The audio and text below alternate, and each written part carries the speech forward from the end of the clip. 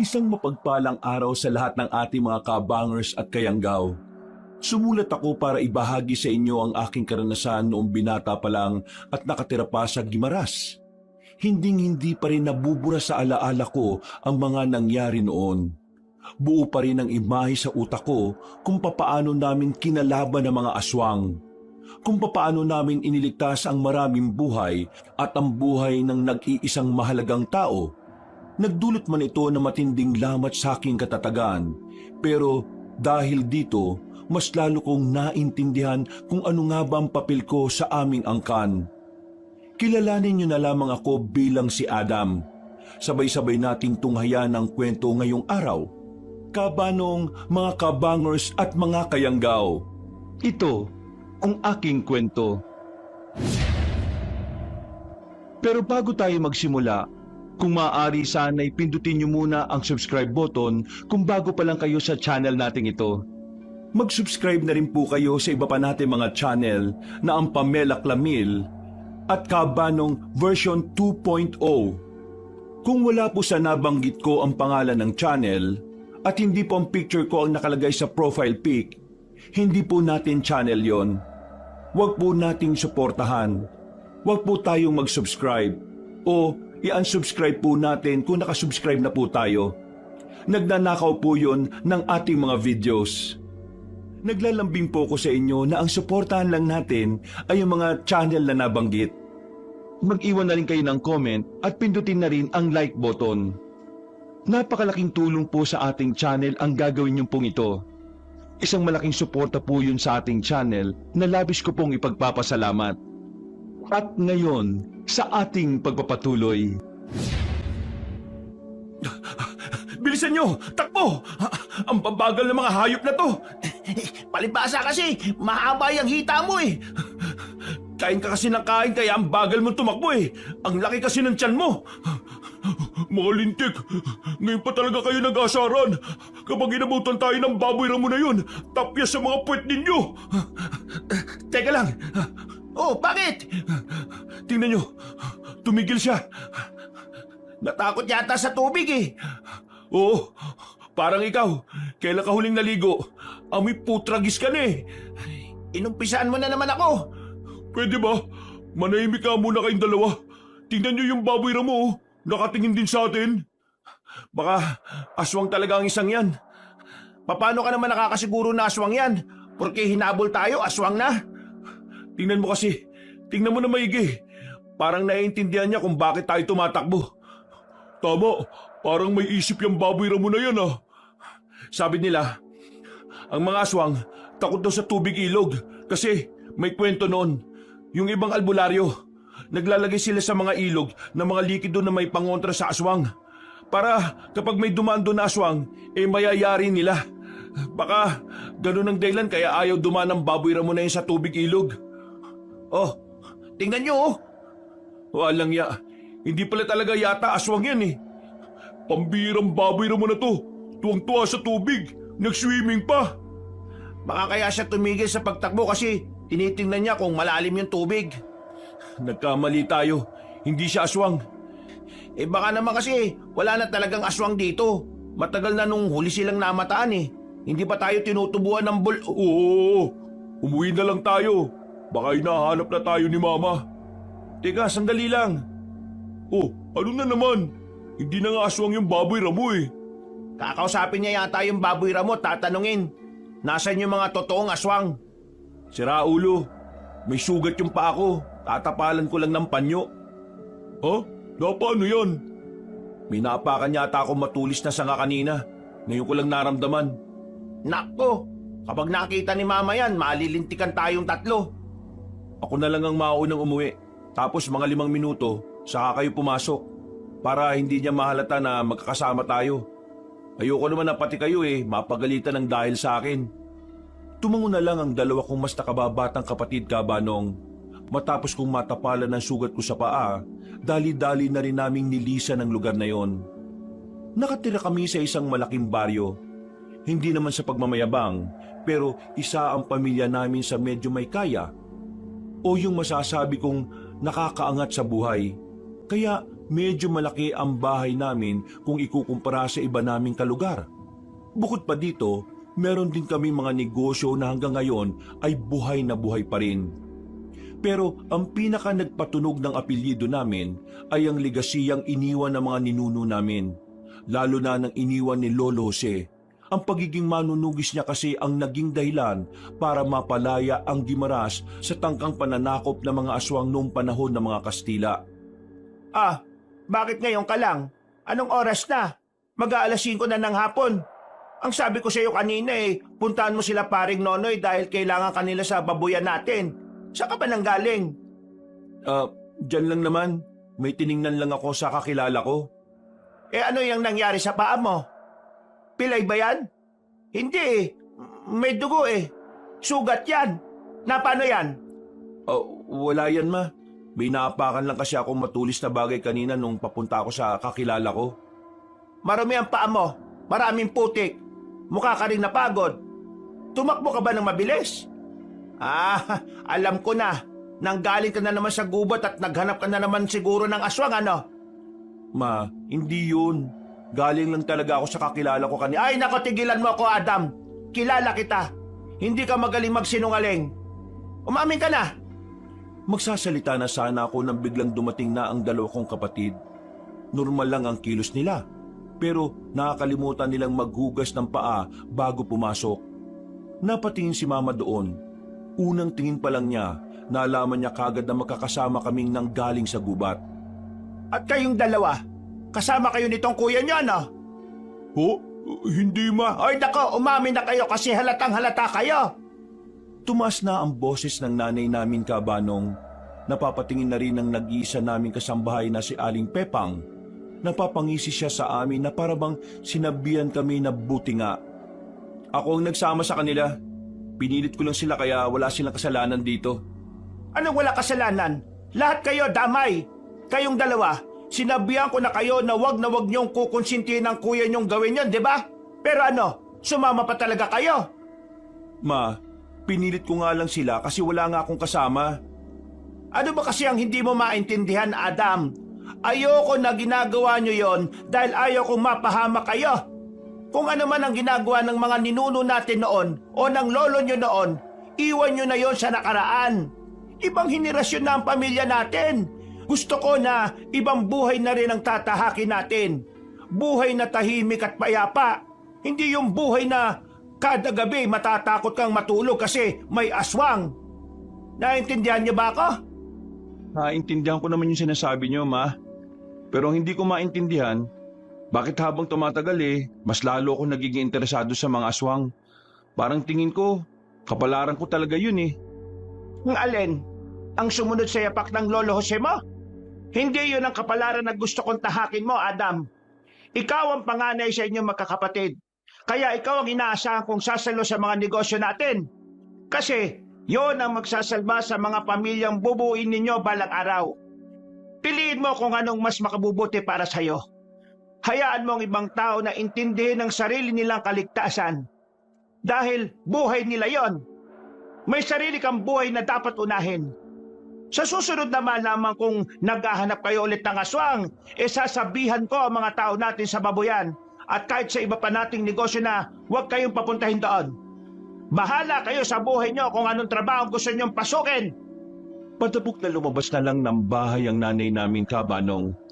Naiwan kaming bagsak ng balikat at napaupo na lang sa gilid. Dumaan pa sa harapan namin si Aling Pepang at inasar pa talaga kami.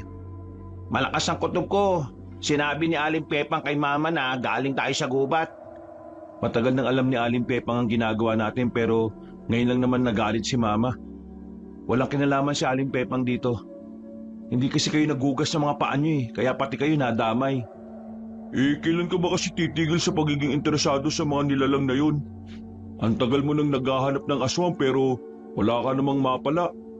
Sa totoo lang, sinasakyan na lang namin ni Natu yung trip mo kasi kuya ka namin Ayaw naman namin na maramdaman mong nag-iisa ka lang sa mga trip mo sa buhay. Kaya ayun. Sa susunod, huwag yun na akong samahan. Baka hindi ako patulugin ng konsensya ko pag pati kayo inalisan ni Mama na karapatan sa mga negosyo natin. Ikaw, tutuloy mo pa rin? Ay, hindi ko alam. Hindi talaga matahimik ang kalooban ko eh. Tingin ko talaga, kailangan kong sundan ang yapak ni Lolo Jose. May kutob kasi ako na darating ang araw na magbabalik sila sa ayot sa gusto natin. Napatango na lang si Nato at Joven. Pagsapit ng kinagabihan, hindi namin nakasabay si Mama sa hapunan. Akala namin ay galit pa rin siya, pero nalaman namin kay Aling Pepang na meron siyang kinausap na leader ng mga katutubo. Pagkarinig ko, ang matandang yun ay si Mang Carino. Mga anak, itong kasama ko ay si Mang Carino. Punong katutubo siya sa kabilang baryo. Nitong nakaraan kasi may tao ako na napadaan sa lugar nila at nakita ng potensyal ang mga bakanteng lotero na di pagtayuan ng babuyan. Naisip ko na magtayo tayo ron. Pero hindi tayo ang magpapatakbo nun kundi ang mga katutubo. Kumbaga, pupunta lang tayo ron kapag kailangan na nating iangkat ang mga baboy. Si Mang Carino ang magiging katuwang ko sa branch natin na yon. Ibig sabihin, hati kami sa kitaan. Pantay. Parang tulong ko na rin yon sa kanilang komunidad. Magandang gabi sa inyo mga iho. Ang gagwapo naman ninyo. At tama ang sinabi ng mama nyo. Napakabuti ng puso ng mama nyo dahil kami ang napili niyang tulungan. Malaking tulong talaga to sa baryo namin. Lalo na't dumarating din talaga kami sa oras ng kakapusan. Alam nyo naman, ang mga baryo ng mga katutubo hindi gaanong naaabot ng modernisasyon. Kaya ang tulong sa mga lokal hindi rin namin natatanggap kagad. Kaya itong ginagawa na inyong mama, malaking tulong para sa mga kagaya namin. Kung ano po makabubuti para sa ating lahat, tutulong po kami. Kami ng mga kapatid ko, sabihan niyo lang po kami kung anong pwede namin gawin. Bukas ng umaga, pupuntahan nyo ang baryo nila. Kayo ang magsusukat ng gagawin nating kulungan doon. Kayo na rin ang mag-aasikaso ng mga materyales at siyempre, para na rin makilala nyo mga taga roon at malaman kung ano ang mga pananaw nila sa proyekto nating ito. Mahalaga kasi ang mga saloobin nila. Hindi naman tayo pwedeng gumawa ng hakbang nang hindi sila sang-ayon lahat. Maraming salamat talaga. Paano? Pauna na ako. Medyo may kalayuan pa yung lalakarin ko Abay, gabi na. Ipapatid ko na lang ho kayo rito sa 3 anak ko. Wala namang ginagawa yung mga yan ngayong araw. Ay, nako. Hindi ba ako nakakaabala? Hindi naman po. Tara na ho. Sumunod na po kayo sa amin. Naglakad na kami papunta sa garahe kung saan naroon ang L300 na lumang-luma na. Pero kakapaayos pa lang noon kaya kampante kaming magagamit namin siya sa oras na yon. Ayos ba talaga yung dalawa mong kapatid sa likod? Opo, ayos lang po yun. Baka mamaya nga tulog na yan sila Ay, kahit ihatid mo na lang ako sa sakayan iho. Nakakahiya na Ay, hindi ho. Ihahatid po namin kayo sa mismong tapat ng baryo ninyo. Para na rin bukas kapag nagpunta kami, alam ko na rin po kung anong daraanan. Ayos siya, sige. Mas maigi nga yun. Sinimulan ko na ang pagpapatakbo ng sasakyan. Sa mga unang minuto, tahimik lang ang naging biyahe namin. Medyo binabagalan ko lang dahil may kadiliman na rin ang kalsadang aming tinatahak. Maya-maya pa, biglang nagsalita si Mang Carino na isang salita na bumuhay sa kalooban ko. Ang dilim ng daan, ano?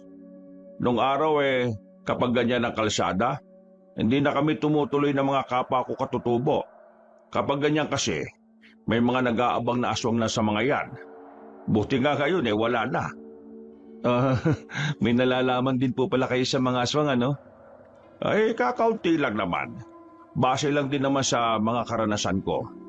Nung araw kasi, marami talagang aswang dito sa probinsya natin. Pero buti na nga lang at may magiting na antingerong nakatalo sa kanila. Sa pagkakaalala ko, Jose ang pangalan niya. Nung binata ko, nakita ko pa siyang napadaan sa lugar namin. May edad na rin yata siya doon Ganun po ba? Bakit ka naman natatawa? Pasensya na po.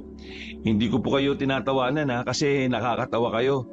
Natawa lang ako Kasi hindi ko po alam kung paano sasabihin sa inyo na lolo ko po yun ng hindi nagmumukhang mayabang. Ha? Lolo mo si Jose? Opo, mga direktang apo po kami ni Lolo Jose. Tatay po siya ni Mama. Yung angkan po namin yung kilalang kumakalaban sa mga aswang noon, nung panahon pa ng mga Kastila. Abay, pambihira. Kaya pala sabi ko parang may nararamdaman akong kakaiba. Parang pakiramdam ko sikat kayo. Ganon. Talaga palang may mga nagawa na ang angkan nyo noon pa. Kaya rin siguro hindi nyo kami nakilala kasi ayaw din naman ng nanay ko na balikan pa ang nakaraan eh. Sa madaling sabi, ayaw niyang malaman ng mga tao na kinalaban ng angkan namin ng mga aswang noon. Natatakot kasi siya para sa kaligtasan ng bagong henerasyon ng angkan namin ngayon. Kung sa bagay, kahit ako magulang, kaligtasan nyo pa rin ang iisipin at uunahin ko. Pero, Mang Carino, sa palagay nyo, may aswang pa kaya sa panahong to? Sa opinyon ko, hindi naman sila nawawala Nandyan lang ang mga yan. Baka nga hindi natin alam na nakikisabay na sila sa kung papaano mabuhay ang normal na tao. Ang problema nga lang, kung talagang buhay pa sila ngayon, ano ang tumatakbo sa isipan nila? At kung kailan sila muling magpaparamdam? Sa sinabing yun ni Mang Carino, ay parang nakaramdam ako ng bahagyang pagkabahala. Hindi man sigurado kung talagang nabubuhay pa ang mga nilalang na yon, hindi ko pa rin inaalis sa isipan ko na baka balang araw mangyari na naman ang nangyari sa nakaraan. Makalipas pa ang halos kalahating oras na biyahe, nakarating na rin kami sa baryo nila. Loob-looban ang kanilang lugar, kaya mahirap talagang matunton. Paano? Papasok na ako sa lugar namin ha. Sigurado pa kayong ayaw nyo muna pumasok sa loob para makapagkape man lang. Naku, hindi na ho. Magpapahinga na rin ho kasi kami. Bukas kasi maaga rin kaming maghahanda para bumalik dito. Ay, oo nga pala no. O siya sige, mag-iingat ka sa pagmamaneho ha. Maraming salamat ulit sa tulong nyo. Sana pagpalain kayo ng Panginoon. Tinapi ko na lang siya sa balikat at saka nagpaalam na rin. Parang tinatamad ako bukas sumama. Uy, manahimik ka. Kailangan kasama ka para good shot tayo kay Mama lahat, no? Sabihin ko na lang, masama pakiramdam ko. Ang sabihin mo, mambababae ka lang. Puro ka talaga kalandian eh. Hindi ka pinagtapos ng kolehiyo para makipaglandian lang habang buhay Kaya walang tumatagal na babae sa'yo kasi kinakama mo lang eh. Lakas ng loob mo mambabae eh. Mas malaki pa tiyan mo kaysa sa toy-toy mo. At least, hindi supot. Uy, di ako supot Late lang ako nagpatuli. Sus, may buhok-buhok ka na dyan sa toy-toy mo nung nagpatuli ka Maya ka naman Uy, shh, tama na yan Sumakay na kayo para makauwi na rin tayo. Tara na. Supot. Late pa Totoy, toothpick. Sinimulan na lang namin ang biyahe. Si Nato ang kasama ko sa harapan, habang si Jove naman ay nasa likuran. Sa kalagitnaan ng biyahe namin, napatapak ako kagad sa preno nang makita kong parang may dumaan sa harapan. Mabilis siya, parang anino ng tao dahil may kaitiman. Aray ko naman, muntik na ako mauntog. Ano bang problema? Hindi mo ba nakita? Ang alin? May biglang tumawid kulay itim, parang tao. Sus, nananakot ka lang Buwang ka ba? Ba't naman ako mananakot? Bakit anong meron Visit ka, pumasok ka na rito. Ha? Bakit? Basta, pumasok ka na. Dali-dali silang sumakay at nagtabi na sila ni Nato. Gulong-gulo silang dalawa kung ano ang tumatakbo sa isipan ko. Hindi na muna ako bumaba ng sasakyan nun. Patingin-tingin lang ako sa harapan nang meron akong makitang kakaiba. Hoy, ano ba nangyayari sa'yo? Sabi niya kanina may dumaan daw na tao na maitim. Mabilis daw tumawid galing doon sa kabila. Malamang, iniisip mo aswang yun. Diyos ko naman talaga to. Baka guni-guni mo lang yun. Puro kasi aswang yun nasa utak mo Pwede ba manahimik na nga muna kayo? May pinakikinggan ako Ha? May kaluskos. Narinig niyo ba yon? Oo, naririnig namin. Pero aswang talaga yon? Hindi natin alam. Uy, anong gagawin mo? Aalamin ko kung aswang ba talaga yun. Buwang ka ba? Paano kung aswang nga, di napahama ka pa? Huwag ka nang bumaba. Kapag napahama ka, malilintikan na naman tayo kay mama eh. Ikinalma ko na lang ang sarili ko, Kabanong. Nanatili na lang ako sa loob ng sasakyan at pinagmasdan na lang ang labas. Pero wala namang kaming nakita. Dismayado ako ng mga oras na yon. Pinaandar ko na lang ang sasakyan hanggang sa makauwi na kami. Hanggang sa kwarto ko, iniisip ko pa rin ang nangyari. Sigurado kasi talaga ako sa sarili ko na hindi guni-guni ang nakita ko.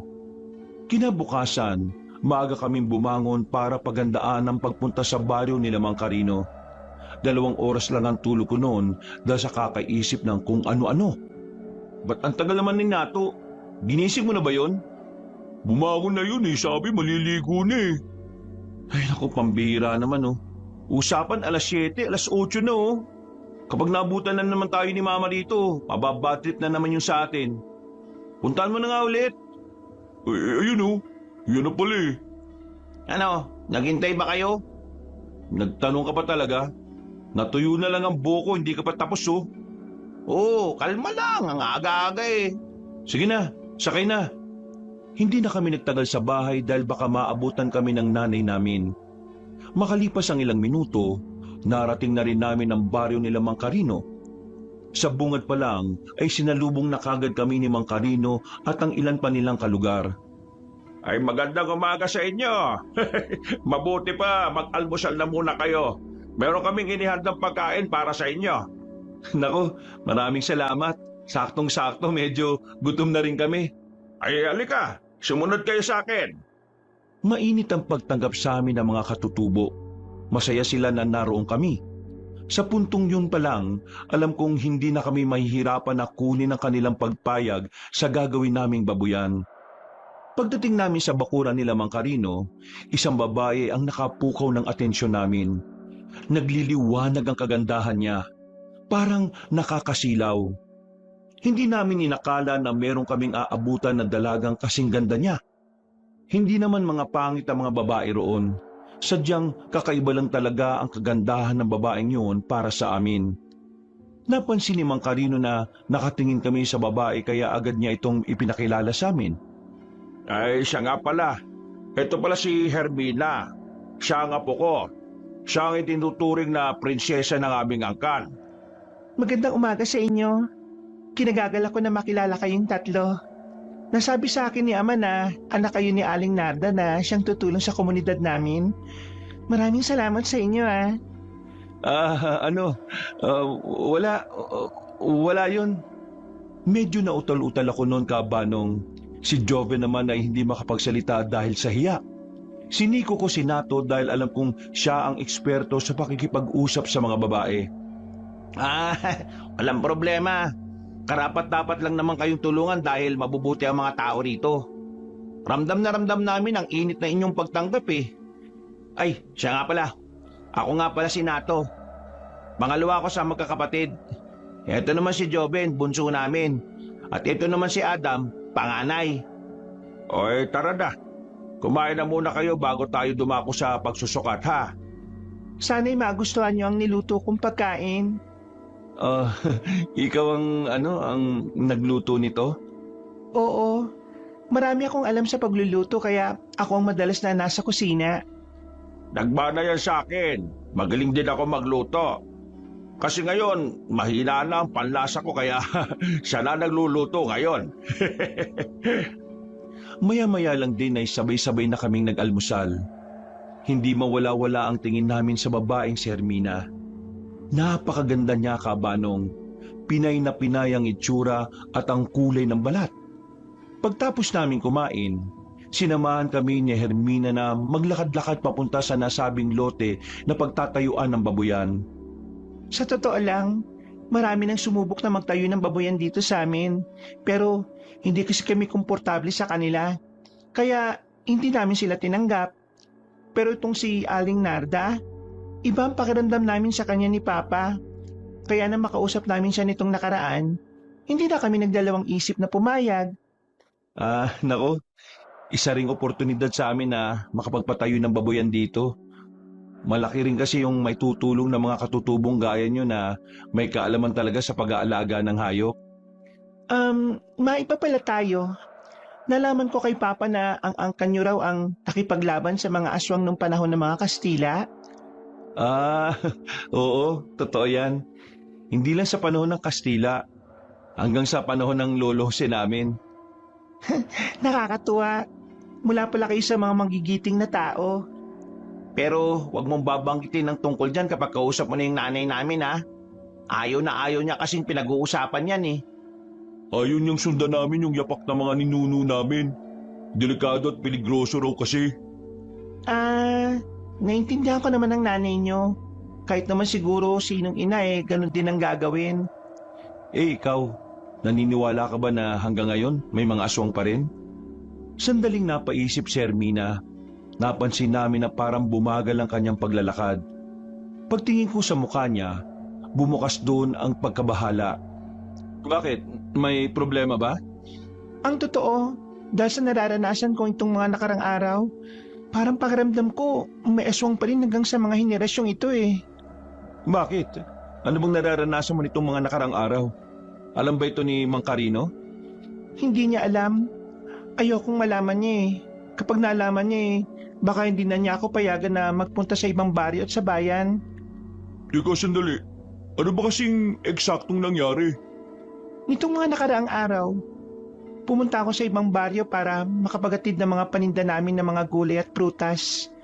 May mga kasama naman ako pero nung isang beses, meron ako nakitang matandang lalaki na palaging nakatingin sa akin. Akala ko isang beses lang yun mangyayari kaya hindi ko na pinansin. Pero sa mga sumunod na araw, kahit saan ako mapadpad, nandun din siya. Nakatingin lang at para bang may gusto siyang sabihin. Hindi ako komportable sa kung paano siya ngumiti eh. Paano mo naman nasabi na aswang yung matandang yon? Nagpalit ba siya ng anyo sa harapan mo? Ang sabi ng ali na napagtanungan ko, baka raw aswang yung matandang yon. Ilang araw na kasi nilang nakikita yung matandang yon sa lugar nila. Nung una raw, sa mga buntis yun masama kong tumingin. Teka, lilinawin ko lang ah. Sinasabi mo na sa unang lugar na napuntahan mo kung saan siya naroon, doon ka na kinutuban na kakaiba siya, tama?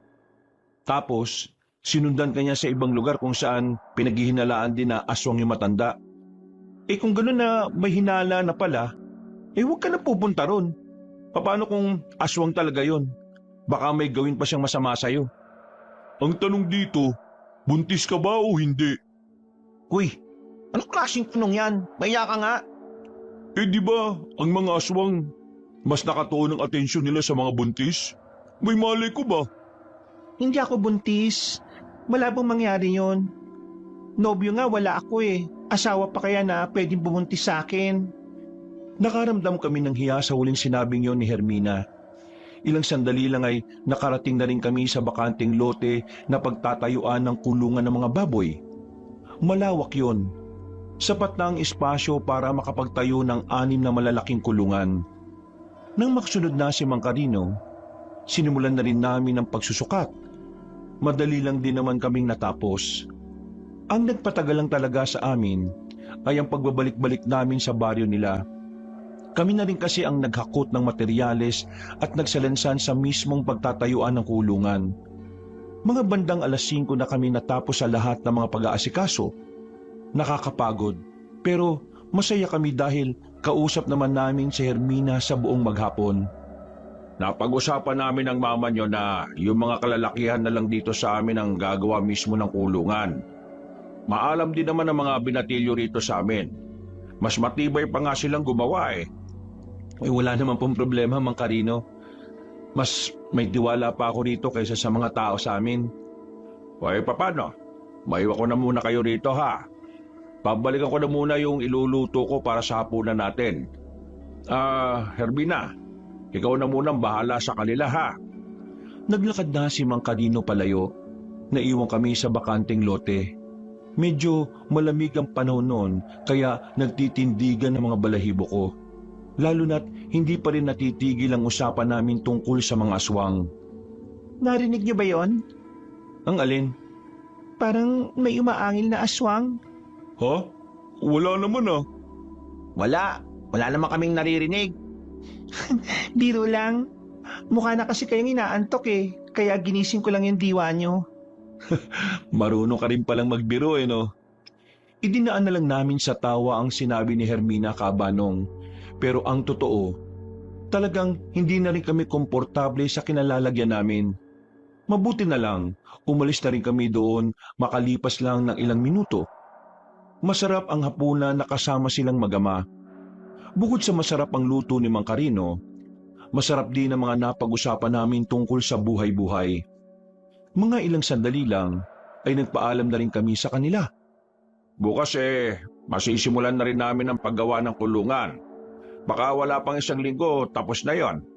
Baboy na lang ang kulang. O paano? Mag-ingat sa pagmamaneho ha.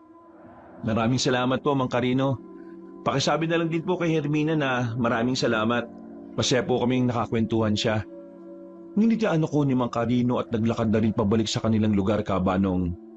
Papasok na sana kami nang may napansin kaming matandang lalaki na nakatanaw mula sa kabilang kalsada. Sa tansya ko, mas bata lang ng kaunti yon kay Mang Carino. Napatigil kami dahil sa pagtataka. Kilala niyo ba yun? Paano naman namin makikilala eh? Hindi naman tayo taga rito. Inutil ka talaga. Dito lang kayo. Huwag mo namang sapakin matanda na yan, kapatid. Sapakin ka agad pinagsasasabi mo. Gusto ko lang mas makita ng malinaw yung mukha niya at matanong na rin kung anong kailangan niya. Kahit na hindi ako komportable sa gagawin ko, ay itinuloy ko pa rin. Naglakad ako patungo sa matandang lalaki. Hindi rin naman siya umalis sa kinalalagyan niya. Paglapit ko, tinutukan ko pa ng flashlight ang mukha niya. Agad namang siyang tumagilid dahil nasilaw siya. Kaya ibinaba ko na lang ang ilaw. Magandang gabi ho. May kailangan ho ba kayo? Hindi siya agad nagsalita. Nanatili lang siya sa ganoong posisyon. Nang sisilipin ko na sana ang kanyang mukha, ay saka siya nagsalita sa mababang tono. Wala akong kailangan. Gusto ko lang maglakad-lakad. Ganun ho ba? Saan bang tirahan ninyo? May hatid na namin kayo. Gabi na't delikado na ho sa daan eh. Hindi ako tumatanggap ng tulong mula sa iba. Kung yan ho ang gusto nyo, edi sige po. Babalik na po ako. Huwag kayong gagawa ng kahit na ano para mapigilan ang pantasya ko. Ho? Ano ho yun? Medyo hindi malinaw ang pagkakasabi niya, kaya ang narinig ko lang ay wag at ang salitang pantasya. Hindi na rin siya sumagot, kaya agad na rin akong naglakad pabalik sa dalawa kong kapatid. Oh, ano raw sabi? Naglalakad-lakad lang daw siya. Ayaw namang magpatulong.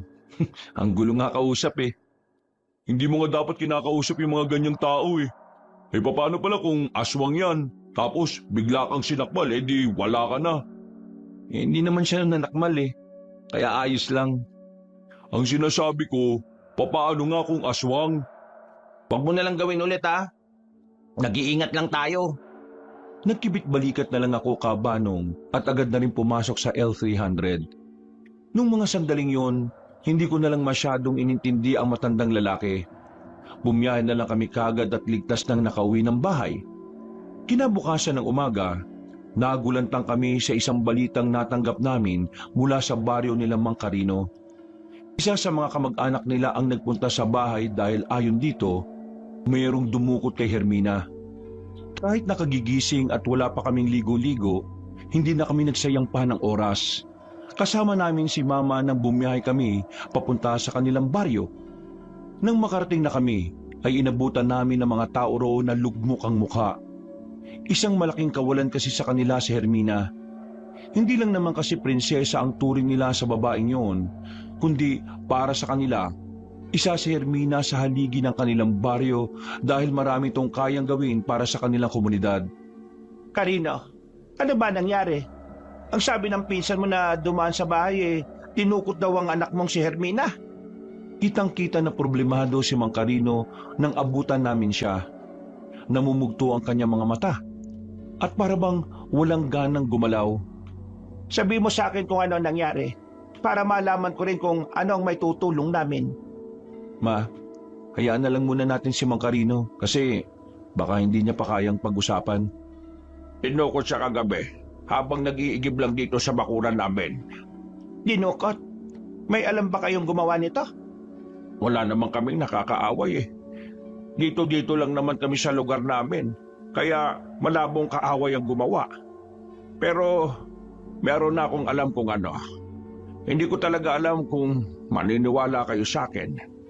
Anong ibig mong sabihin, Carino? Nakita ko kung paano nila kunin si Hermina. Wala akong nagawa.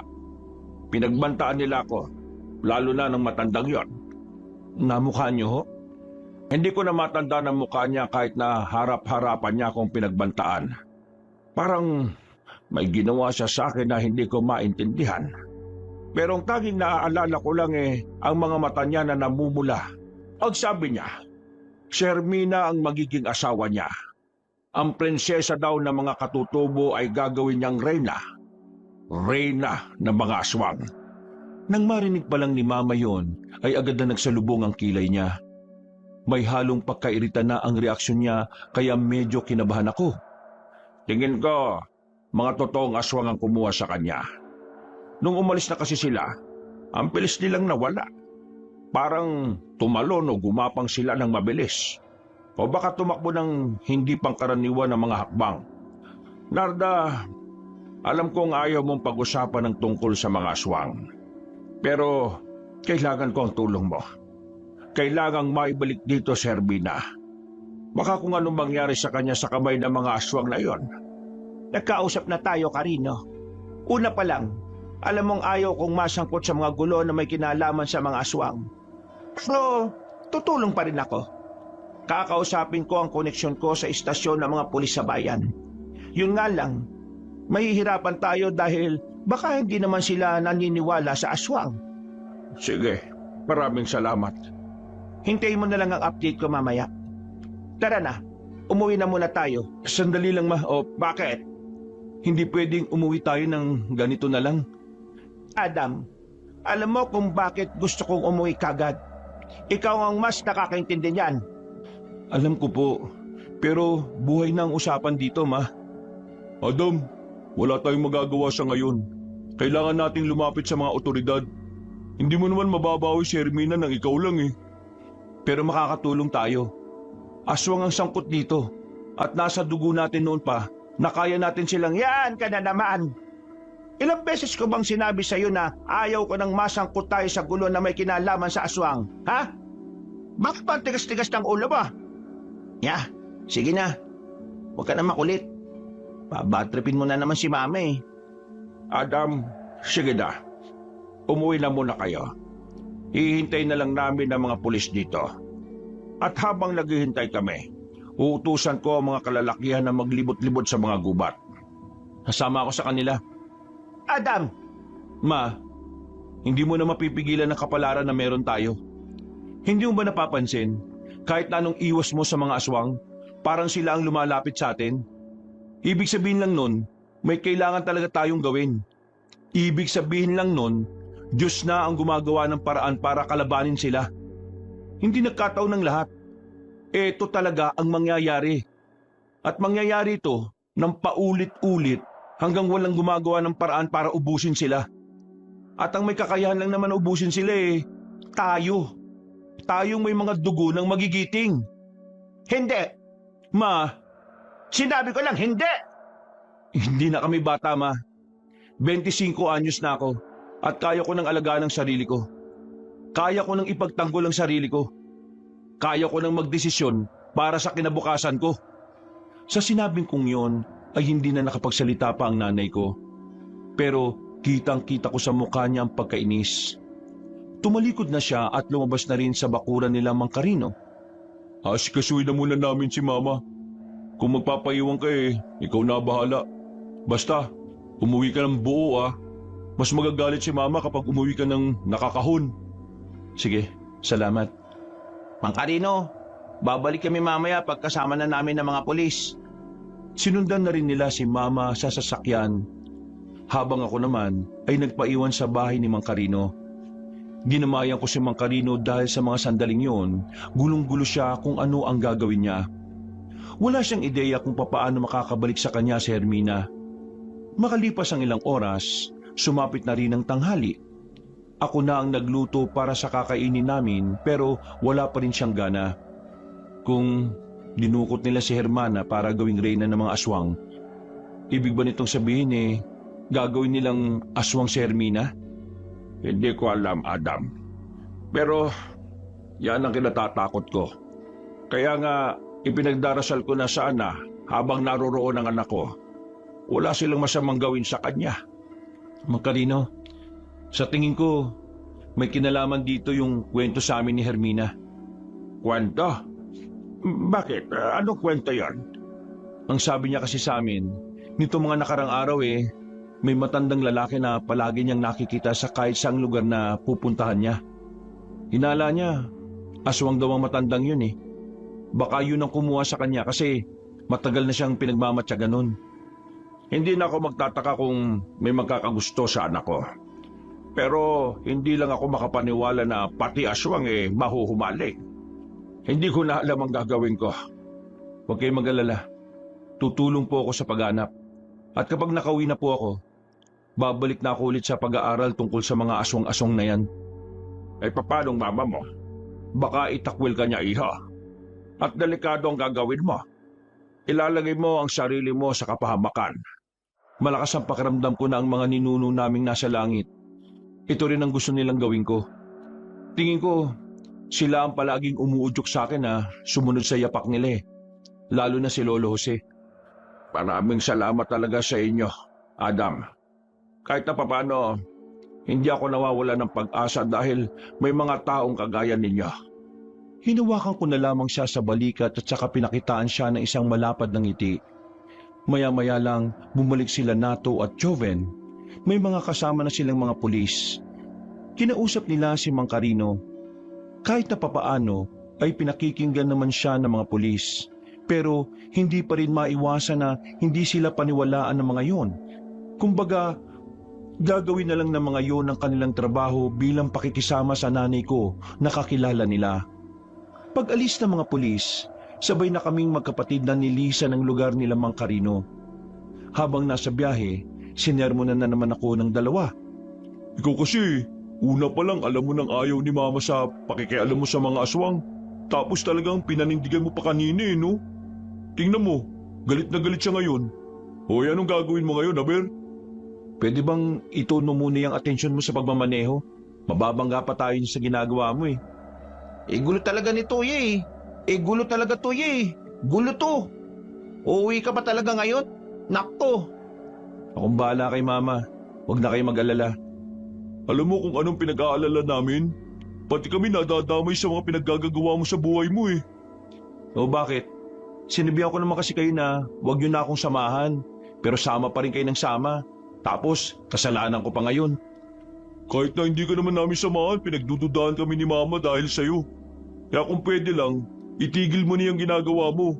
Kasi ayaw naming mawala ng karapatan sa lahat ng negosyo natin, no? Kung sa'yo ayos lang, sa amin hindi. Hoy, mamaya ka na nga dumaldal. Kapag tayo nabangga, pare-pareho tayong tigok dito. Biglang hininto ni Joven ang sasakyan. Talagang banas na banas siya sa mga nangyayari. Diyos ko naman to. Ano, Adam? Magdesisyon ka na. Ititigil mo na ba tong kalokohan mo? O mawawalan ka ng karapatan sa mga... Una pa lang, wala na akong pakialam sa negosyo natin. Ibig kong sabihin, oo, tumutulong ako. Pero hindi naman ako naghahangad na mapamanahan pa. Kayo na lang. Basta ako, susundan ko yung yapak ni Lolo Jose. Kasi nararamdaman ko na kailangan ako ng mga tao. Ganun. Iniisip mo na mukha kaming pera. Hoy, ikaw nagsabi niyan ha. Hindi naman ako. Tumigil na nga kayo. Para kayo mga bata Ito kasi isang taon nag-umpisa Hindi na lang manahimik at na makauwi na rin ako sa bahay. Ang problema kasi sa'yo, ikaw ang panganay rito pero parang hindi. Ang hirap-hirap mong pagsabihan. Ang hirap mong makaintindi na ang gusto lang naman ni Mama ang kaligtasan natin. Hindi ko alam kung kanino ka ba nagmana ng kakitiran ng utak mo Si Papa naman, nung nabubuhay, matalino naman. Hindi ko na gusto ang tabas ng dila mo ayusin mo yung pagsasalita mo. Magsusuntukan na ba kayo? Kasi kung oo, hindi ko naman kayo aawatin. Bahala kayo sa buhay nyo. Napabuntong hininga na lang ako, Kabanong. Hindi na lang din ako sumabat para matapos na ang pagtatalo. Nang manahimik na rin si Joven, ay agad na rin niyang pinatakbo ulit ang sasakyan. Sa mga sumunod na minuto ay namayanin na ang katahimikan sa loob ng sasakyan. Pagdating namin sa bahay, wala roon si Mama. Ang sabi ni Aling Pepang ay meron tong pinuntahan. Kaya ako naman, diretso agad sa kwarto ko. Muli kong hinanap ang mga libro ni Lolo Jose na nagawa kong maitago. Binasa ko ulit ang mga yon. Pero pagsapit ng alas 5 ng hapon, ay natapos ko na ulit. Hindi ako makontento, kaya habang wala pa ang nanay namin, lumabas ako ng kwarto ko. Pumunta ako sa bodega na nasa likuran lang din naman ng bahay namin. Dismayado ko pagdating ko. Naalala ko na nakakandado nga pala yon. Malas naman, no? Paano ko makukuha yung gamit ni Lolo sa loob? Hindi ka talaga mapagsabihan, ano? Napalingon agad ako sa likuran nang marinig ko ang tinig ng aking ina. Nakita ko siyang nakatayo sa gilid habang salubong ang kilay. Tingin pa lang niya sa akin ay alam ko nang hindi na kami magkakasundo. Anong gagawin mo? Kukunin mo ang mga nakalagay dyan sa bodegang yan? Ma, hayaan niyo na ako. Itong tingin kong kapalaran ko. Huwag niyo na sana akong pigilan. Bago mo ipilit yung gusto mo, ni minsan ba naisip mo kung bakit kita pinipigilan? Bakit? Akala mo kaya kita pinipigilan kasi ayaw kitang maging masaya? Pinipigilan kita kasi ayaw kitang mapahamak. Ayaw kitang matulad sa iba nating kamag-anak na namatay dahil sa mga lintik na aswang na yan. Ayaw mo akong sundin. Kapag wala akong ginawa sa mga nangyayari ngayon, pakiramdam ko, napakawalang kwenta kong tao, Ma. Tingin ko, tungkulin ko talagang kalabanin ng mga aswang na yon. At paano ang gagawin mo, Aber? Wala kang ang kaalam-alam sa pakikipaglaban sa kanila? Kaya nga papasukin mo na ako sa bodegang to. Nandito ang lahat ng kailangan ko malaman at matutunan. Ma, narito na lahat ng sandata ng mga ninuno natin, pati sandata ni Lolo Jose. Tumigil ka. Wala kang kukunin dyan. At sa oras na lumabas ka ng pamamahay ko para kalabanin ng mga aswang, wala ka nang babalikan, Adam. Kakalimutan ko nang meron akong anak na kagaya mo. At kalimutan mo na rin may pamilya ka. Man naman, Yan ang kondisyon ko, Adam. Kailangan mong mamili. Yang tungkulin na sinasabi mo o ang pamilya mo? hindi ako nakapagsalita ng oras na yon, Kabanong. Parehong mahalaga sa akin ang dapat kong pagpilian. Magulo ang utak ko. Tuliro, balisa. Hindi ako makagawa ng desisyon sa mga sandaling yon dahil alam ko merong mawawala sa oras na pumili ako. Umalis si Mama, naiwan akong tulala. Malalim ang iniisip. Maya-maya lang, biglang dumating si Aling Pepang. Sinilip lang niya ako, sabay sabing, boom, sabog. Napapailing na lamang ako. Minsan, naisip ko kung bakit ba ang lakas ng trip ni Aling Pepang kapag mang-aasar. Kuya? Adam? Oh, bakit? Anong oras na kung makakatuka parang ayaw mo talaga magpatulog ah? May ginagawa ka ba? Wala. Nagbabasa lang ako ng libro.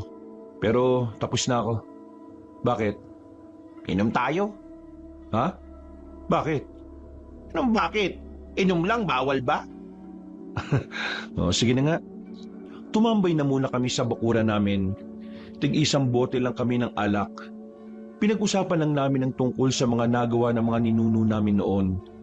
Sa kasagsagan ng aming kwentuhan, narinig namin ang isa sa mga tauhan namin sa babuyan na sumisigaw. Natataranta siyang lumapit sa amin. Nang tanungin ko kung ano ang nangyari, sinabi niyang meron daw nagpakitang aswang sa babuyan. Hindi naman daw sila sinaktan, pero hinahanap daw kami magkakapatid. Kumuha ko ng tubo at dali-dali namin pinuntahan ang babuyan na malapit sa amin. Pero pagdating namin doon, wala nang aswang. Inabutan lang namin yung mga nagbabantay sa mga baboy na naiiyak na sa sobrang takot. Ayon sa kanila, nakakatakot daw ang itsura ng nilalang na yon. Agad na nakarating kay Mama ang nangyari. Tahimik lang siya. Malalim ang iniisip. Habang ako, hindi na ako mapalagay kahit na alam kong mag-aaway na naman kami. Pinilit ko pa rin siyang kumbinsihin. Nakita niyo na nangyari, ma? May gawin man tayo o wala, sundan man natin ang yapak ni Lolo Jose o hindi, nasa panganib pa rin ang buhay natin. Dahil yun ang pinagmulan natin. Yun ang iniwan nila sa atin. Ngayon, kayo yung mamili. Mamamatay tayo ng walang kalaban-laban o hahayaan nyo kung aralin at sanayin ng sarili ko para sundan ang yapak ni Lolo at may pagtanggol ko kayo? Ma, hindi naman sa kinakampihan ko si Kuya Adam. Pero kanina, napagtanto ko lang din. Yung mga aswang, matagal lang silang nanahimik. Pero hindi nawawala sa plano nilang balikan tayo. Kasi alam nilang may mga bagong henerasyon ang angkan natin eh. At kampante sila, wala na sa henerasyon na ito ang papatay sa kanila. Tama si Kuya Adam eh. Kahit naman nahimik tayo, guguluhin at guguluhin pa rin nila tayo. Kaya wala yung pagkakaiba kung papalaga natin. Nasa peligro na talaga ang buhay natin kahit na wala pa kami sa mundo. Kasi yung mga ninuno natin, meron silang hindi tinapos na misyon eh. At yun na yung patayin at ubusin ng mga aswang. Sinasabi mo bang labanan natin ang mga aswang na yun? Ilalagay na naman natin ang buhay ng buong angkan sa panganib? Alam mo ba kung ilang miyembro ng angkan natin ang namatay sa kasagsagan ng digmaan ng mga manunugis at mga aswang? Alam mo yun. At madadagdagan pa yun kapag wala tayong ginawa. Kapag hinayaan lang natin na umatake ang mga aswang nang hindi tayo lumalaban. Di ba? Mas marami pang mamamatay. Hindi lang tayo. Baka mamaya pati mga tao dito sa baryo natin madamay. Hindi tayo magagalaw ng mga aswang. Aalis tayo dito sa baryong ito. Magpupunta tayo sa Maynila. Tapos, yung ibang kamag-anak natin, pababayaan nyo na lang sila mapahamak? Kung wala tayo dito, silang babalikan ng mga aswang. Kung ngayon ayaw nyo pa rin pumayag, wala na akong pakialam. Gagawin ko kung anong tama para protektahan ang pamilyang ito. At para protektahan ang mga tao dito sa probinsyang ito. Kung yun ang pagmamalasakit sa mas maraming buhay ang magiging dahilan para itakwil nyo ako sa pamilyang ito, tatanggapin ko at wala akong pagsisisihan. Nanlalaki ang mga mata ng nanay ko. Hindi siya makapaniwala sa sinabi kong yun. Kahit si Joven ay natameme na rin. Iniwan ko sila roon at ako naman ay sandali munang nagpalamig sa kwarto ko. Bigla kong naalala si Hermina. Sa mga sandaling yun, naiisip ko na baka may kung anong masama nang ginagawa sa kanya. Isa yun sa mga dahilan kung bakit gustong-gusto ko nang matutunan lahat ng dapat kong matutunan.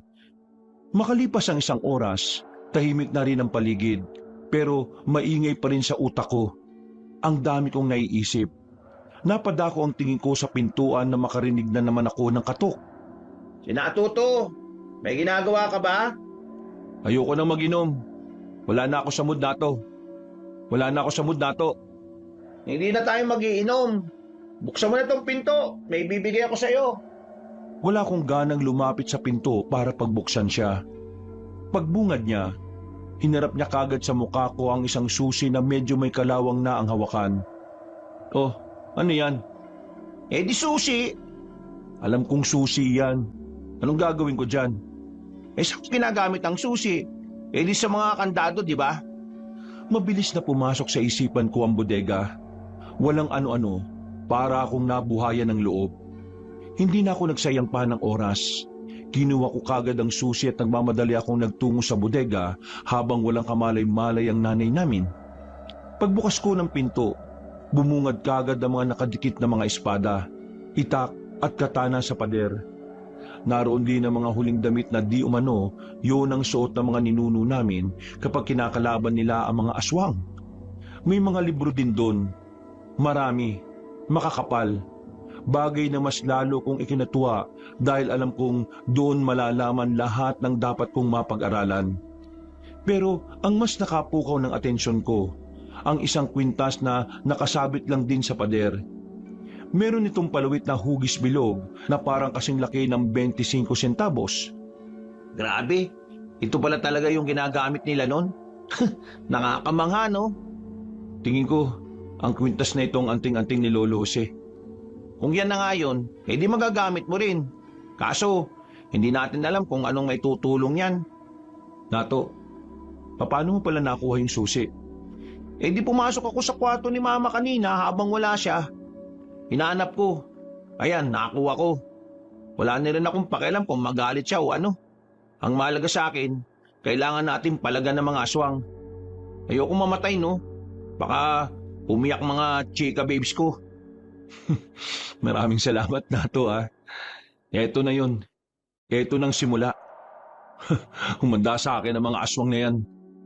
Ibinalik ko ang atensyon ko sa kwintas na nakasabit. Kinuha ko yun. Sinuri ko saglit. Naisipan kong isuot yun. Hindi nagtagal, may naramdaman akong kakaiba sa katawan ko. Bigla akong nilamig. Sobrang lamig na parabang nasa loob ako ng kwarto na punong-puno ng yelo. Yeah, ayos ka lang ba? Tol, nilalamig ako. Sobra akong nilalamig. Hindi ko alam kung bakit. Eh kung tanggalin mo na kaya yung kwintas, Mainit naman. Napahiga na ako kabanong. Hindi ko na alam ang gagawin ko ng mga sandaling yon. Halo-halo na ang nararamdaman ng katawan ko. Napapasigaw na ako. Maya-maya pa, nangisay na ako. Pinipilit ni Nato na alisin ang kwintas sa leeg ko pero hindi niya naman mahawakan dahil para siyang napapaso. Sa lakas ng sigaw ko ay narinig na ako ni Mama, pati rin ang ibang tao sa bahay namin. Nakita ko ni Mama na nasa sahig, para akong bulating inasinan ng halos 1 minuto. Diyos ka, ano bang ginawa niya? Sinuot niya yung kwintas na nandyan tapos nagkaganya na siya. Tanggalin ang kwintas! Hindi ko mahawakan nakakapaso. Anong gagawin natin dyan?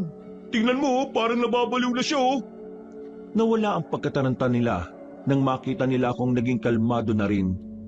Hingal na hingal ako kabanong.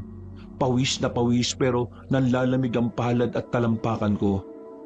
Agad naman akong tinulungan ni Nato na makaupo. Isinandal niya ako sa pader. Yeah, ano? Ayos ka na ba? Ano ba nangyari? Javen, buhatin mo ang kuya niyo. Dali natin siya sa ospital. Hindi na. Ayos lang ako. Anong ayos? Tingnan mo nga yung sarili mo. Pakiramdam ko. Pumasok na sa katawan ko yung kapangyarihan ng kwintas na ito. Itong anting-anting ni Lolo Jose. Diyos ka po. Napahawak na lang ang nanay namin sa ulo. Konsumido siya. Pero wala na siyang magagawa kundi tanggapin na lang ang nangyari.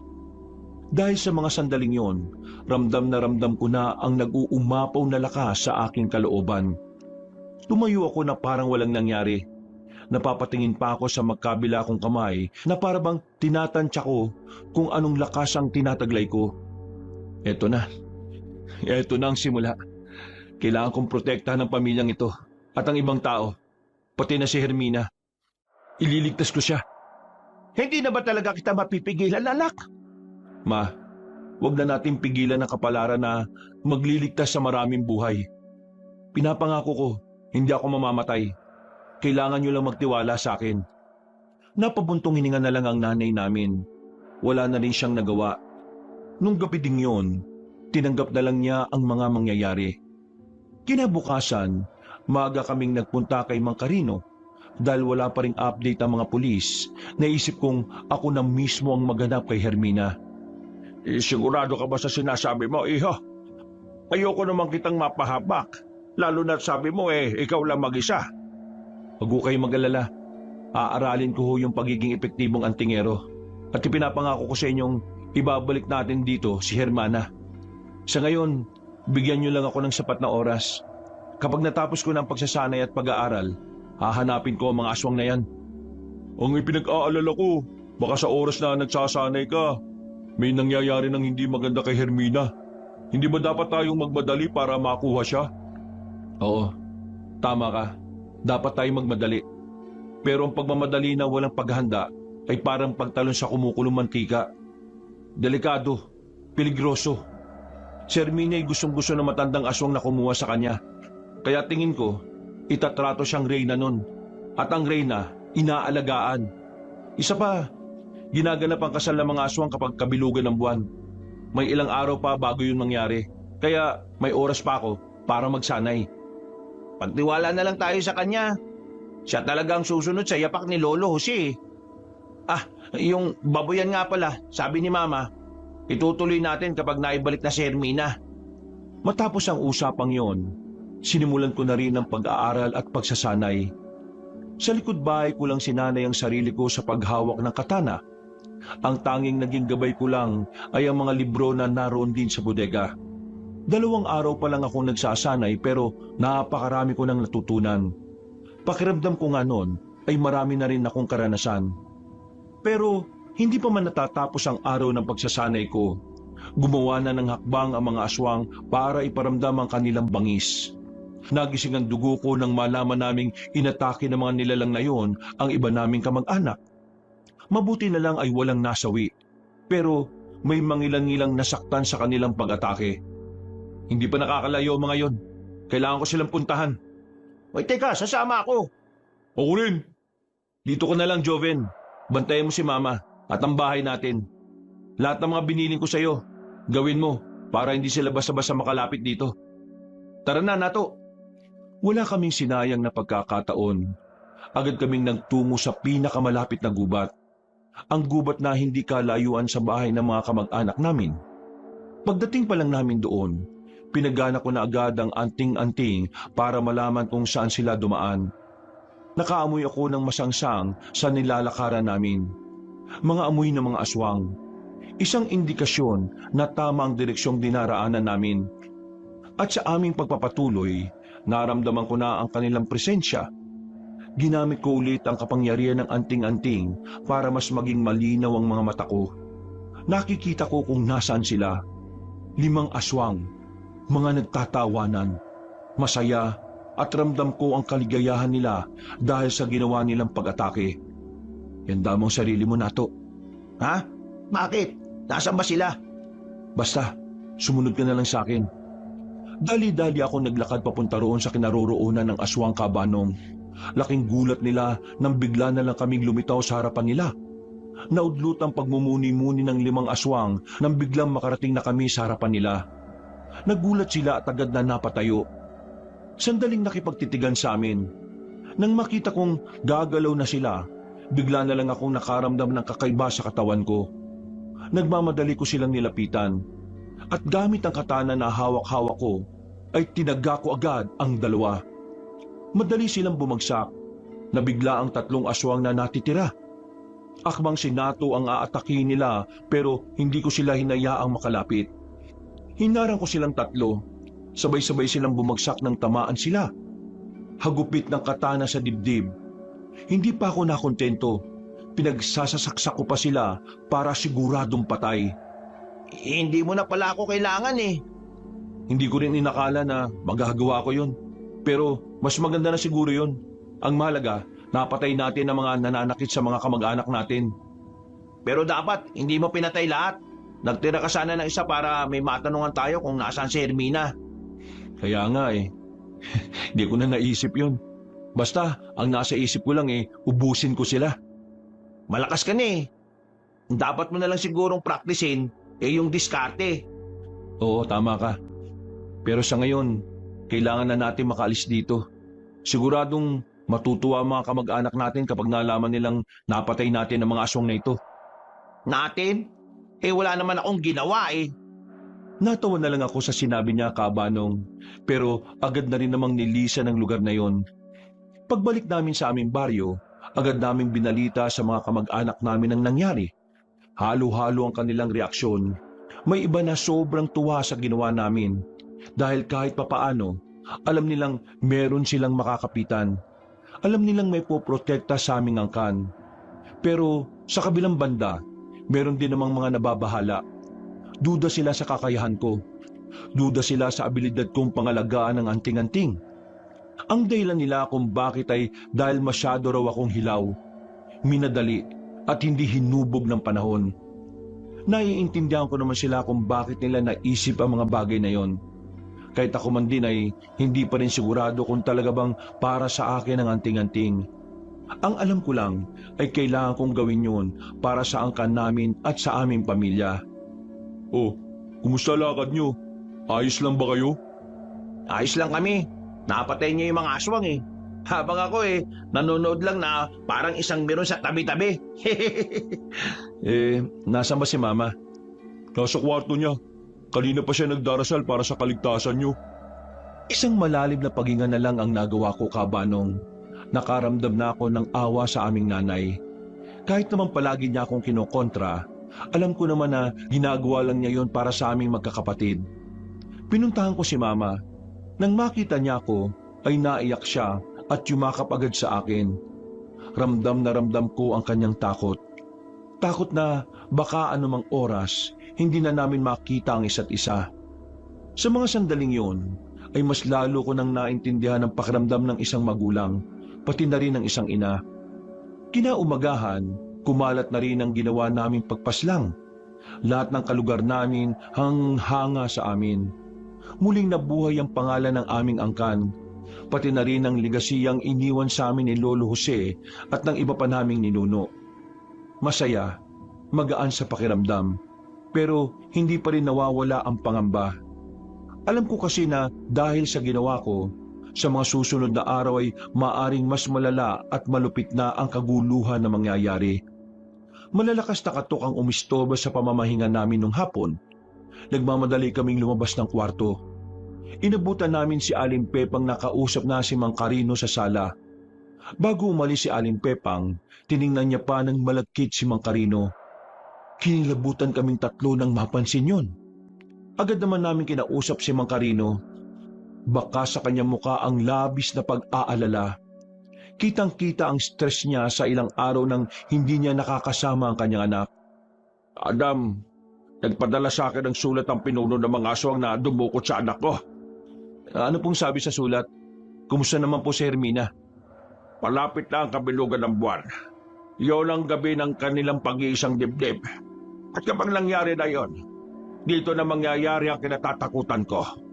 Aanakan niya ang anak ko para sa bagong henerasyon ng mga makabagong aswang. Ngayon, sabi niya sa sulat iniimbitahan niya ako na pumunta sa baryo nila. Yun daw kasi ang hiniling ni Hermina, ang makasama ako sa mismong araw ng kasal nila. Teka, kung yun ang gusto ni Hermina, ibig ba nitong sabihin, pumapayag siya sa kasal? Tinanggap na niya ang kapalaran niya ron? Yun nga ang pinagtataka ko Bakit? Bakit niya sinabi yon? O baka naman ang mga aswang lang ang nag-imbento nun? Wala silang pakialam sa iyo, Mang Carino. Kaya hindi sila gagawa ng kwento para lang kunin ka.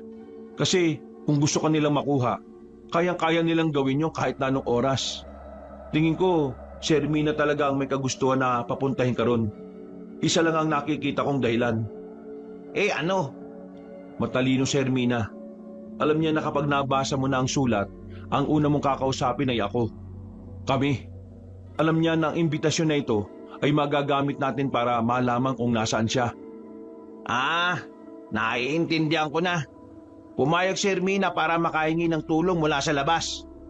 Pero ang sabi sa sulat kapag nagsama ako ng iba, mapapahamak daw ako.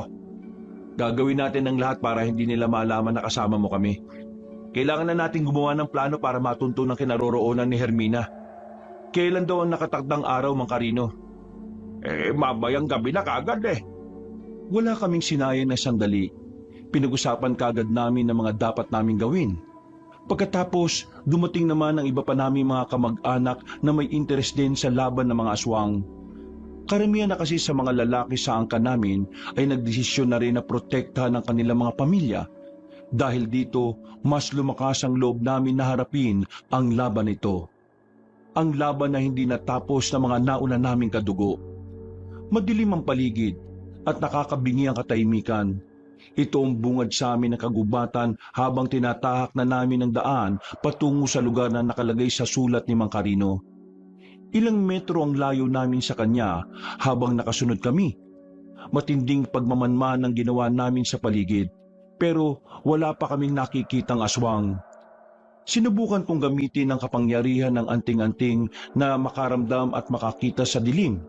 Pero wala akong makitang kahit na anong bakas, kaya pinagpatuloy lang namin ang pagsunod kay Mang Carino kahit na kakaunti lang ang bilang namin. Nato, sabihin mo nga sa akin, ano mang itsura ng mga aswang?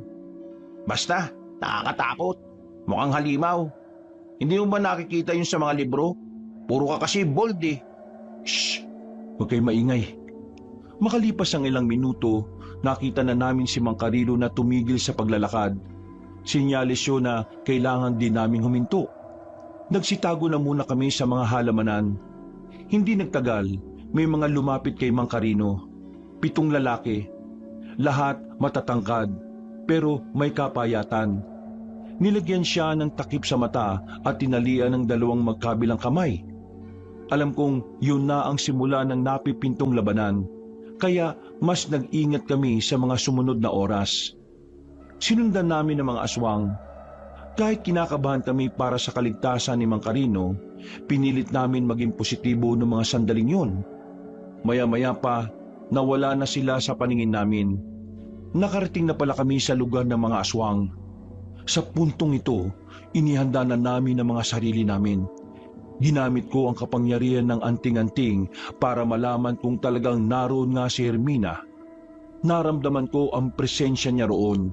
Pero sa hindi ko malaman na dahilan, hindi ko maramdaman ang presensya ng pinuno ng mga aswang.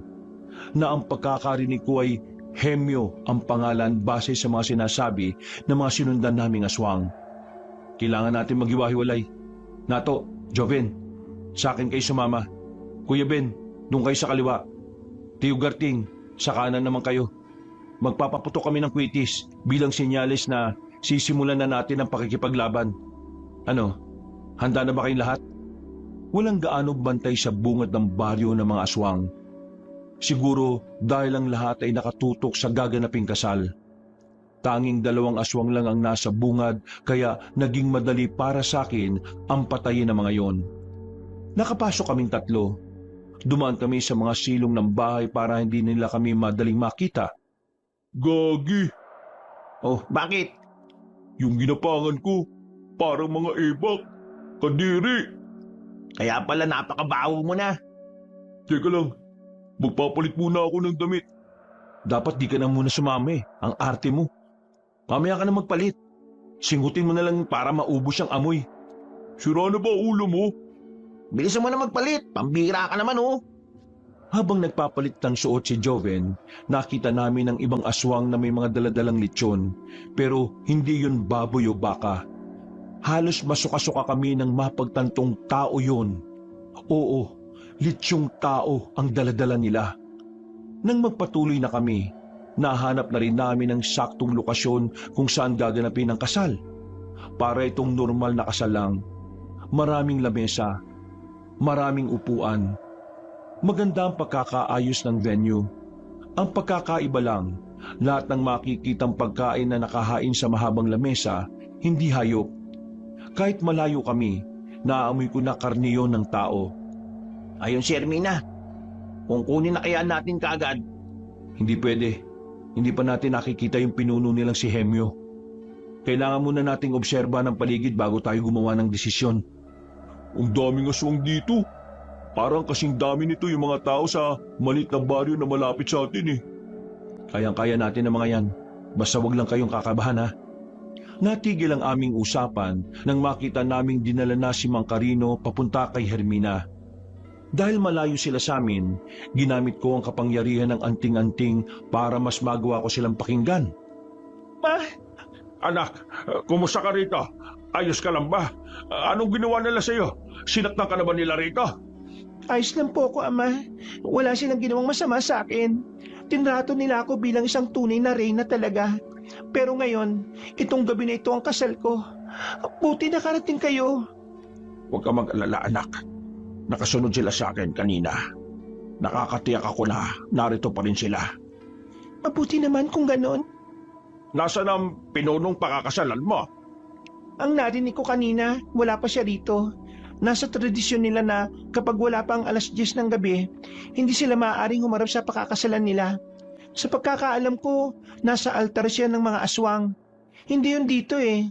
Ilang minutong lakaran bago makarating doon. Kung gano'n pwedeng-pwede nang umatake sila, Adam. Kakayanin ba nila ang bilang ng mga aswang na nandito? May tiwala ko sa kanila, anak. Nang marinig ko yun, sinenyasan ko na si Joven na sindihan ng kwitis. Pagsindi niya, sa halip na sa taas lumipad, papunta yun sa kinaroroonan ng gitna ng venue. Nabulabog ang mga aswang kaya wala na kaming magawa kundi lumabas na lang din. Buti na lang, matalino ang mga kamag-anak namin. Nakuha kagad nila na yun na ang hudyat kahit hindi nila nakitang pumutok sa ere. Kahit na anong mangyari, wag kayong maghihiwalay dalawa. Ang prioridad natin, yung mag-ama. Nagsimula ang bakbakan. Sa unang 5 minuto ay nagiging pantay lamang ang laban. Nakakasabay ang mga kamag-anak namin. Ang 2 kong kapatid, kahit papaano ay nakakalaban na ng maayos. Nagagamit nila ang mga nabasa nila sa libro ni Lolo Jose. Nang makakuha na ako ng tamang pagkakataon, nilapitan ko kagad ang mag-ama. Siniguro ko kagad na mailigtas sila at mailayo sa gitna ng gulo. Pumunta kami sa gilid kung saan malayo ng kaunti sa mga naglalaban. Maraming salamat, Adam. Hindi ako nagkamali. Alam kong darating ka. Hello, nandito rin kami. Oo nga, Maraming salamat din sa inyo. Parami ng parami ang mga aswang. Kakayanin ba ng mga kamag-anak mo mga yon? Huwag kayong mag-alala. Kaming bahala. Mang Carino, magtago na muna kayo rito. Kahit na anong mangyari huwag na huwag kayong lalabas hanggat hindi namin kayo binabalikan. Sige, mag-iingat kayo. Mababangis sila. Tumango na lang ako bilang tugon. Bumalik kami sa labanan para tulungan ng mga kamag-anak namin na noong mga sandaling yon, sugatan na rin pero kahit papaano ay nakakalaban pa rin. Palag, walang panghihinaan ng loob. Tumalon ako at bumagsak ako sa gitna. Pinalibutan ako ng mga aswang na hindi ko na mabilang. Gamit ang aking anting-anting, hinataw ko ng malakas ang katana. Pagkatapos, sabay-sabay na bumagsak ang mga nasa harapan ko. Sumisirit ang kanilang dugo. Nangingisay na parabang mga nakukuryente.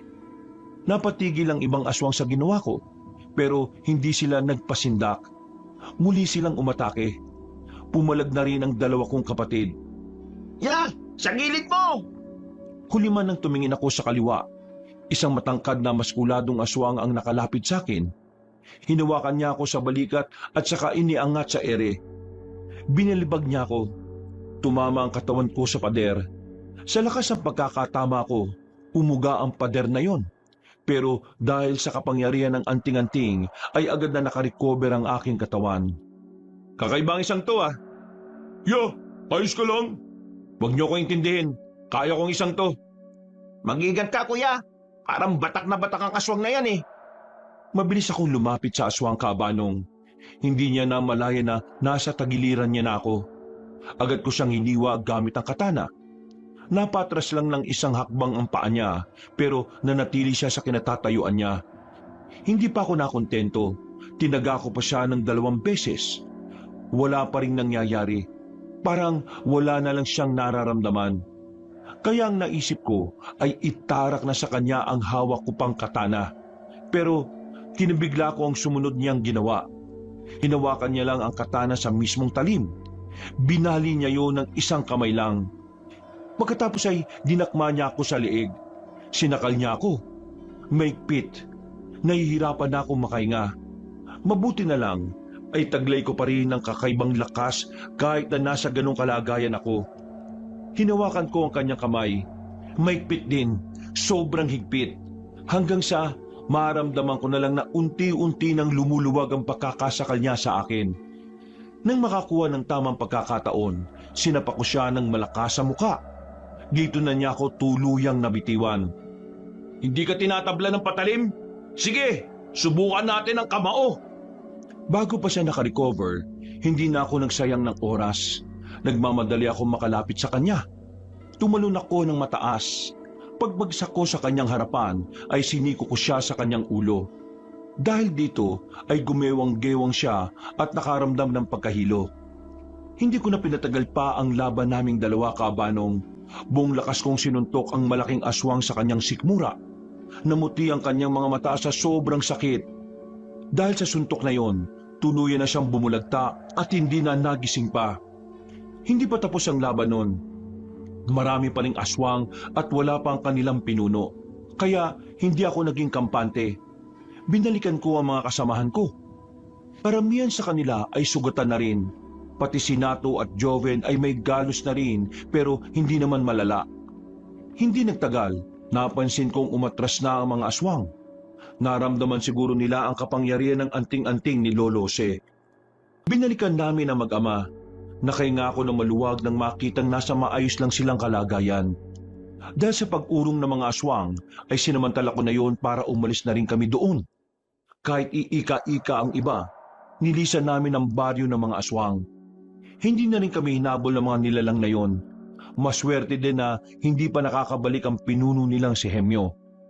Hindi nang tagal, nakarating na rin kami sa mga sasakyan na ipinarada namin sa gilid ng kalsada. Agad kaming bumiyahe, pero hindi namin dinala si Hermina at Mang Carino sa kanilang baryo. Sa halip, nagtungo kami sa bahay ng isa sa mga kakilala ni Mama. Napakiusapan kasi ni Mama ang kakilala niya na rentahan yon para sa gagawin naming pagligtas sa mag-ama. Kasama din namin doon pansamantala ang mga kamag-anak naming lumaban sa mga aswang. Kumusta mga kasama natin sa loob? Ginagamot pa rin sila ni Mang Carino at Hermina. Pero naging maayos na rin naman ang pakiramdam nila. Ay, mabuti naman kung ganon.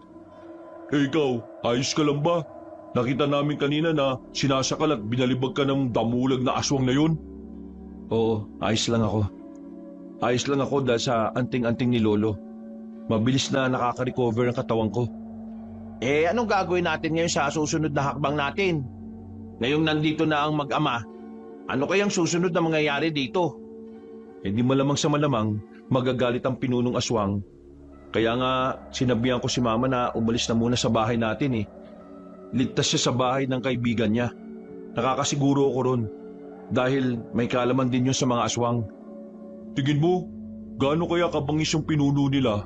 Doon ako mas kinakabahan eh. Hindi ko alam, pero masama ang kutob ko. Kakaibang nararamdaman ko Kaya sa tingin ko, hindi rin siya basta-basta. Yun ang pinaghahandaan ko. Sa ngayon, magpahinga na muna tayo. Ano, kumusta ba mga sugat nyo?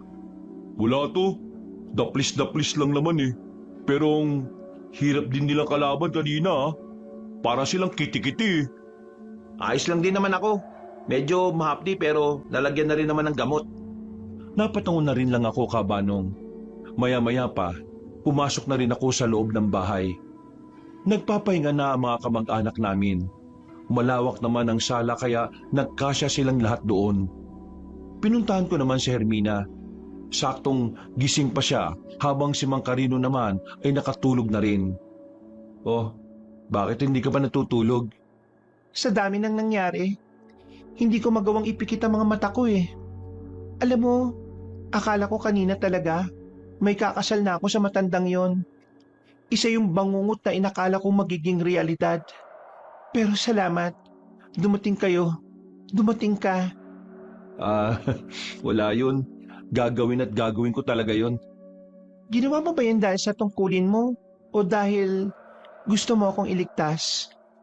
Kasama sa tungkulin ko ang kagustuhan kang iligtas, Hermina. Nung dukutin ka nila, hindi ka na mawala sa isipan ko. Kaya kahit na ayaw ng nanay ko na pasukin ito hindi ko ito sinukuan. Adam, mag-iingat ka palagi Hindi basta-basta kalaban si Hemyo. Kakaibang aswang siya. Hindi siya pangkaraniwan na gaya ng mga aswang na nakakalaban ninyo.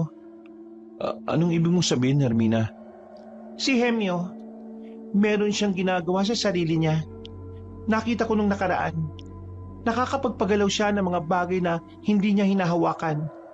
Nagawa niya yun ang suotin niya yung itim na kwintas na merong palawit na hugis bituin. Isang anting-anting din? Totoo nga, gumagamit din ng mga aswang ng anting-anting. Hindi lang yon, Adam. Kaya niyang makontrol ang utak ng tao sa pamamagitan lang ng hipnotismo. Nagawa niya mga bagay na yun mula nang masuot niya ang kwintas. At mula nang matapos niya ang ilang araw na pagdiritual. Tingin ko, konektado na talaga ang kaluluwa niya sa mga tunay na dyablo. Hindi na basta aswang lang ang kalaban mo rito, Adam. Literal na demonyo na ang makakaharap mo. Sa hindi malamang dahilan, naramdaman kong nanlalamig na ang palad at talampakan ko. Nagiinit na naman ang mukha ko dahil sa kaba. Yung kasi ang unang pagkakataon na may narinig akong ganong uri ng aswang. Kahit kasi sa libro na iniwan ni Lolo Jose, walang nabanggit na ganon. Hinawakan ni Hermina ang kamay ko, tumingin siya sa akin ng seryoso at ngumiti ng malapad. Naniniwala ako na kakayanin mo, Adam. Mga bandang madaling araw na nang makaramdam ng antok si Hermina, habang ako nanatiling mulat na mulat ang mga mata.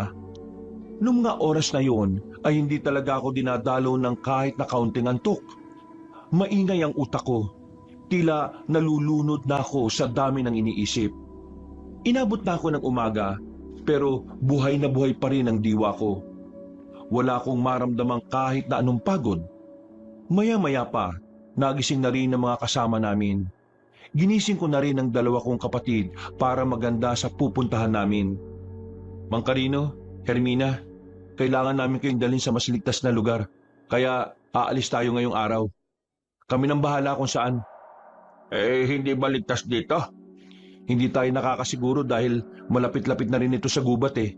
Dadali namin kayo sa lugar kung saan mas maraming tao at tsak na walang matatagpuan ng mga aswang. Ha? Saan nyo kami dadalhin? Sa Maynila, noon lang ang alam kong mas ligtas na lugar. Nagkatinginan silang mag-ama. Alam kong hindi nila gusto ang lugar na yon dahil hindi sila sanay sa ingay, pero wala silang magagawa. Yun lang ang tanging paraan na mailigtas sila sa tiyak na kamatayan. Mga ilang sandali lang ay bumiyay na rin kami. Naging payapa naman ang mga sandaling yon. Tahimik ang biyahe patungo sa pier. Parang yun lang ang sandaling wala kaming nararamdamang pangamba. Hindi nagtagal, narating na rin namin ang aming destinasyon. May nakausap kaming kakilala sa loob. Pinalagay namin kayo sa mas komportableng pwesto. Sariling kwarto. Oh, eto ang cellphone mo, Hermina. Sakaling may problema, tawagan mo lang ako ah. Paano mga kababaryo namin? Anong mangyayari sa kanila? Baka sila naman ang puntiryahin ng mga aswang. Pupuntahan namin sila mamaya at sasabihan namin maganda. Yun lang ang pwede namin gawin para maprotektahan nila ang kanilang sarili. Ang mahalaga, ligtas kayo at ang tinuturing na prinsesa ng inyong tribo. Maraming salamat. Kayo nang bahala sa kanila. Magtiwala lang kayo kay Adam. Nakita niyo naman kung gaano siya kabangis. Mang Carino, pasalubong ah. Si Raulo, di naman sila mag-a-abroad eh. Sa Maynila ang punta nila, buang. Oo, tama na yan. Kayo talagang dalawa, oo. Mang Carino, nandyan na po ba yung kakilala natin? Tara, sumama na po tayo. Sige, mag-iingat kayo sa biyahe ha. Pinagmasdan na lang naming papalayo ang mag-ama. Nang makakyat na rin sila sa barko, ay dali-dali na rin kaming bumiyahe para balikan ang mga kasama namin. Mga bandang tanghali, pinuntahan naman namin ang baryo nila Mang Carino. Lahat ng mga katutubong naroon ay nakaambang. Nakahinga sila ng maluwag nang sabihin naming nasa maayos ng kalagayan na ang mag-ama. Kinausap namin ang lahat ng kalalakihan sa kanila para samahan kami sa laban. Lahat naman sila ay pumayag. Lahat ay determinadong pagbayari ng mga aswang sa mga nagawang kasalanan ng mga yon. Mabilis namang lumipas ang mga oras. Sumapit na rin ang kinagabihan.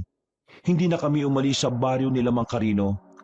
Malakas kasi ang kutob ko na doon mismo darating ang mga aswang para bawiin si Hermina. Nakausap ko si Mama. Ayos naman sila ni Aling Pepang sa bahay ng kaibigan niya.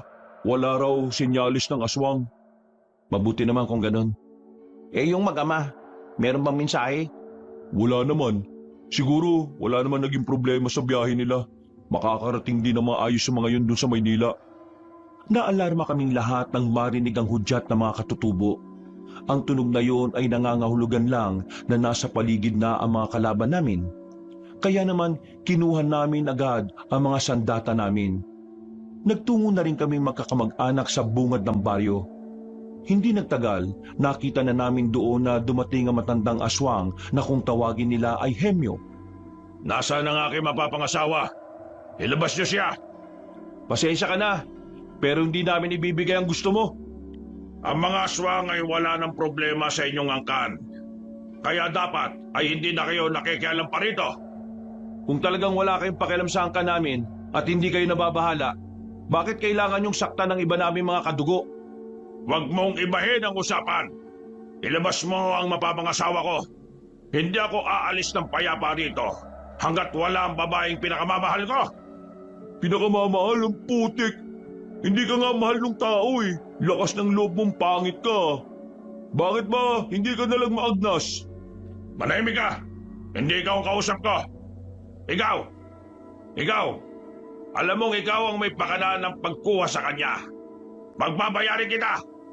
Pagbabayarin din kita sa ginawa mong pagpaslang sa mga kasamaan ko! Huwag na natin patagalin to. Ayoko ng maraming daldal. Uubusin ko ang lahi mo, bata! Mula sa pinakabata hanggang sa pinakamatanda! Dami mo talagang daldal eh, no? Simula ng araw eh. Humanda kayo. Ito na ang laban na hinihintay natin. Mga kasama, ubusin niyo ang lahat ng inyong makikita rito! Hindi nagtagal. Sumiklab na nga ang kaguluhan. Nagsagupaan na ang mga aswang at ang magkahalong mga kamag-anak ko at ang mga katutubo. Ako naman, ang tingin ko ay nasa iisang aswang lang. Walang iba kundi kay Hemyo. Nakatayo lang siya na parabang hinihintay lang akong lumapit. Ginamit ko na ang anting-anting para mas mabilis akong makalapit sa kanya. Pero bago mangyari yon, bigla na may lumitaw na isa pang aswang na hindi ko inaasahan. Binangga niya ako at dinakma. May pakpak siya kaya inilipad niya ako papalayo roon. Nang masuntok ko ang aswang na yon ay bumagsak din kami sa kagubatan. Hindi ka ang gusto ko makalaban. Pero sige, pagbibigyan kitang siraulo ka. Napatingin ako sa gilid nang biglang lumitaw si Hemyo. Patawa-tawa pa ang loko. Anong akala mo? Makakatapat mo ko kagad? Sineswerte ka ba? Bago ka makarating sa akin, kalabanin mo muna ang mga alaga ko. Alaga mo pala ang isang ito? Anong klaseng aswang to? Makabagong aswang. Ganyan ang aswang na magagawa namin ni Hermina kung hindi niyo siya kinuha. Mamaya na natin pag-usapan yan. Kailangan ko munang tapusin tong alaga mo. Rigor, ikaw nang bahala sa pangahas sa taong yan. Agad na sumugod sa akin ang aswang na yon. Mabilis siya, maliksi. Kahit ginamit ko na ang anting-anting para makaramdam ng bawat galaw niya, ay hindi pa rin umubra. Nagulat na lang ako nang biglang mahawakan niya ako sa liig. Inagaw niya ang katana na hawak ko. Sinubukan niyang itarak sa akin yon. Buti na lang ay nakailag ako at nasuntok ko siya sa tagiliran. Dahil sa ginawa kong yon ay binitiwan niya ako. Agad akong lumayo sa kanya, pero sadyang agresibo ang aswang na yon. Hindi niya ako tinigilan hanggang sa tinamaan na nga niya ako sa braso. Pero hindi ko yun ininda. Mukhang hilaw ka pa talaga, iho. Parang kay Rigor pa lang yata mamamatay ka na eh. Manahimik ka! Mamaya ka na dumaldal kapag tayong dalawa na magkalaban. Papansin ka eh. Nakakatawa ka. Pero nakakahanga ang pagiging mayabang mo. Kahit na alam kong hindi ka talaga uubra. Mabilis kong kinuha ang katana at saka ipinukol kay Hemyo. Pero kinabigla kong ginawa ng alaga niyang si Rigor. Kinuha niya sa ere ang katana bago pa makarating sa amo niya. Pinukol niya yon pabalik sa akin. Buti na lang ay taglay ko rin ng kakaibang bilis kaya ako nakailag. Sa mga sandaling yon, alam ko nang hindi pangkaraniwan ang aswang na kinakalaban ko. Doon ko mas naintindihan kung bakit kailangan ni Hemyo si Hermina. Kaya naman, mas naging alarma ako sa mga susunod niyang atake. Bisit na aswang to ah! Malakas talaga!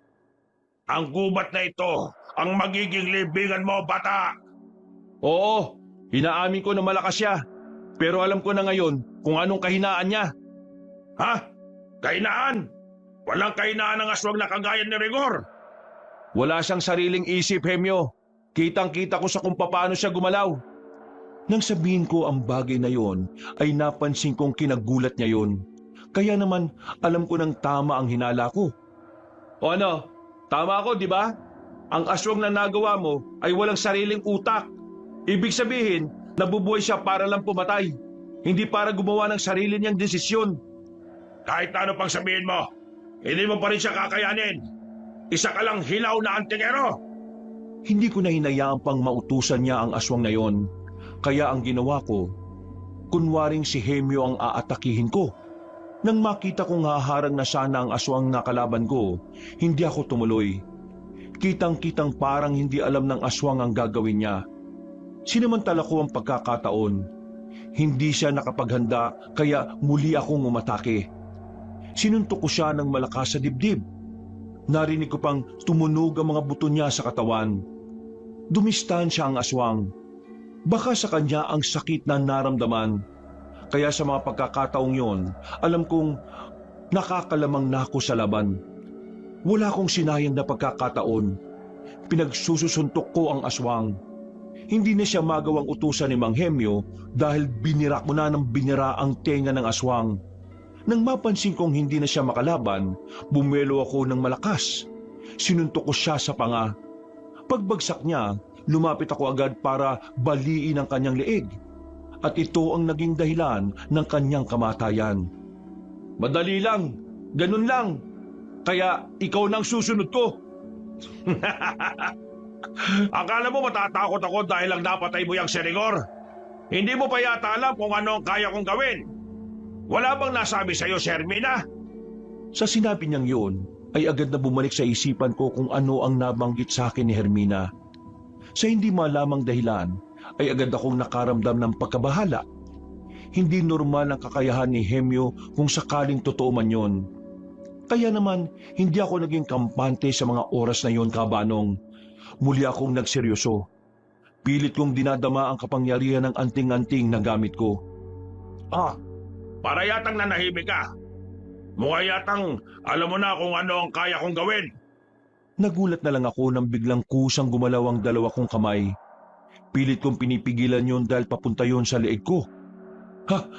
Anong nangyayari? Puwisit! Kinokontrol ko ang mga kamay mo gamit ang pinakamalakas na ritual na tumatakbo sa isipan ko. Puwisit! Nakakainis! Nakakatawa. Ikaw ang papatay sa sarili mo. Mukhang hindi ko na yatang kailangan magpungod. Huwag kang pakampante! Naramdaman ko na lang ang malakas na enerhiyang dumadaloy sa buong katawan ko. Dahil dito, muli kong nabawi ang kontrol sa sarili kong kamay. Nabigla na naman si Hemyo sa ginawa ko. Hindi ko na siya hinayaang makapagsalita pa.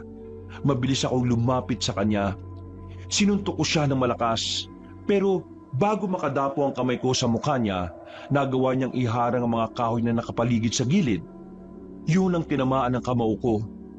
Dumistansya siya sa akin. Tumawa ng malakas. Talagang pinapahanga mo ko, bata. Hindi ko inakala na ang isang baguhang gaya mo ay magagawang kontrahin ang kapangyarihan ko. Tingnan natin kung anong magagawa mo ngayon. Bilang paggalang sa pinagmulan mo, ipapakita ko na sa iyo ang tunay kong anyo at lakas. Biglang lumakas ang hangin. Sumabay pa ito sa pagpapalit niya ng anyo. Ilang segundo lang ang nakalipas, isang tunay na halimaw na ang itsura ni Hemyo. Sobrang lakas ng presensya na nararamdaman ko na sa kanya. Kaya nung oras din na yon, kinakabahan na rin ako. Ito na ang tunay na laban. Nanlaki ang mga mata ko nang biglang nasa harapan ko siya. Dinakma niya ako sa leeg. Sinakal niya ako ng maigpit, sabay malakas niya akong dinikit sa malaking puno.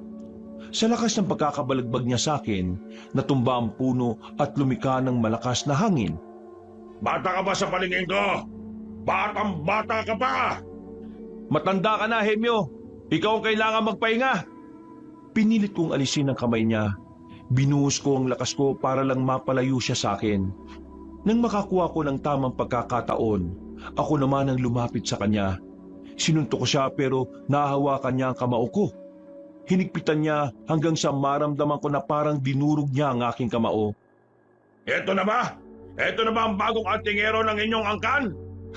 Napakahina! Napasuka ako ng dugo. Nang maramdaman ko ang kamao niya sa sikmura ko. Hindi pa siya nakontento. Sinipaan niya ako sa muka. Naramdaman kong parang nabali ang liig ko pero buti na lang, iniligtas ako ng anting-anting. Wala pang 10 minuto ay nararamdaman ko na ang sakit ng pagkakabugbog sa akin. Hingal na rin ako. Pero siya, Wala pang kagalos-galos. Hindi man lang ako makaatake na maayos. Anong klaseng nilalang ka? Gusto mo bang malaman kung anong klaseng nilalang ako? Hindi mo pa ba nahahalata sa kung ano man ang anyo ko ngayon? Demonyo ka! Tama ka! Oh, tama ka! Isa akong demonyo! Wala akong pakialam kahit na si Satanas ka pa. Papatayin kita! Papatayin kita sa kahit na anong paraan na alam ko! Tsa! Sa pagsigaw ko ng malakas, biglang umarangkada ang kapangyarihan ng anting-anting. Lumakas ulit ang buong katawan ko. At sa pagkakataong yun, mabilis na akong umatake kay Hemyo. Pero nagawa niya pa rin akong ilagan. Narinig ko pang tumatawa siya ng mahina. Pagtingin ko sa gilid, naroon na pala siya. Sinuntok niya ulit ako sa tagiliran. Naramdaman kong nabali ang buto ko.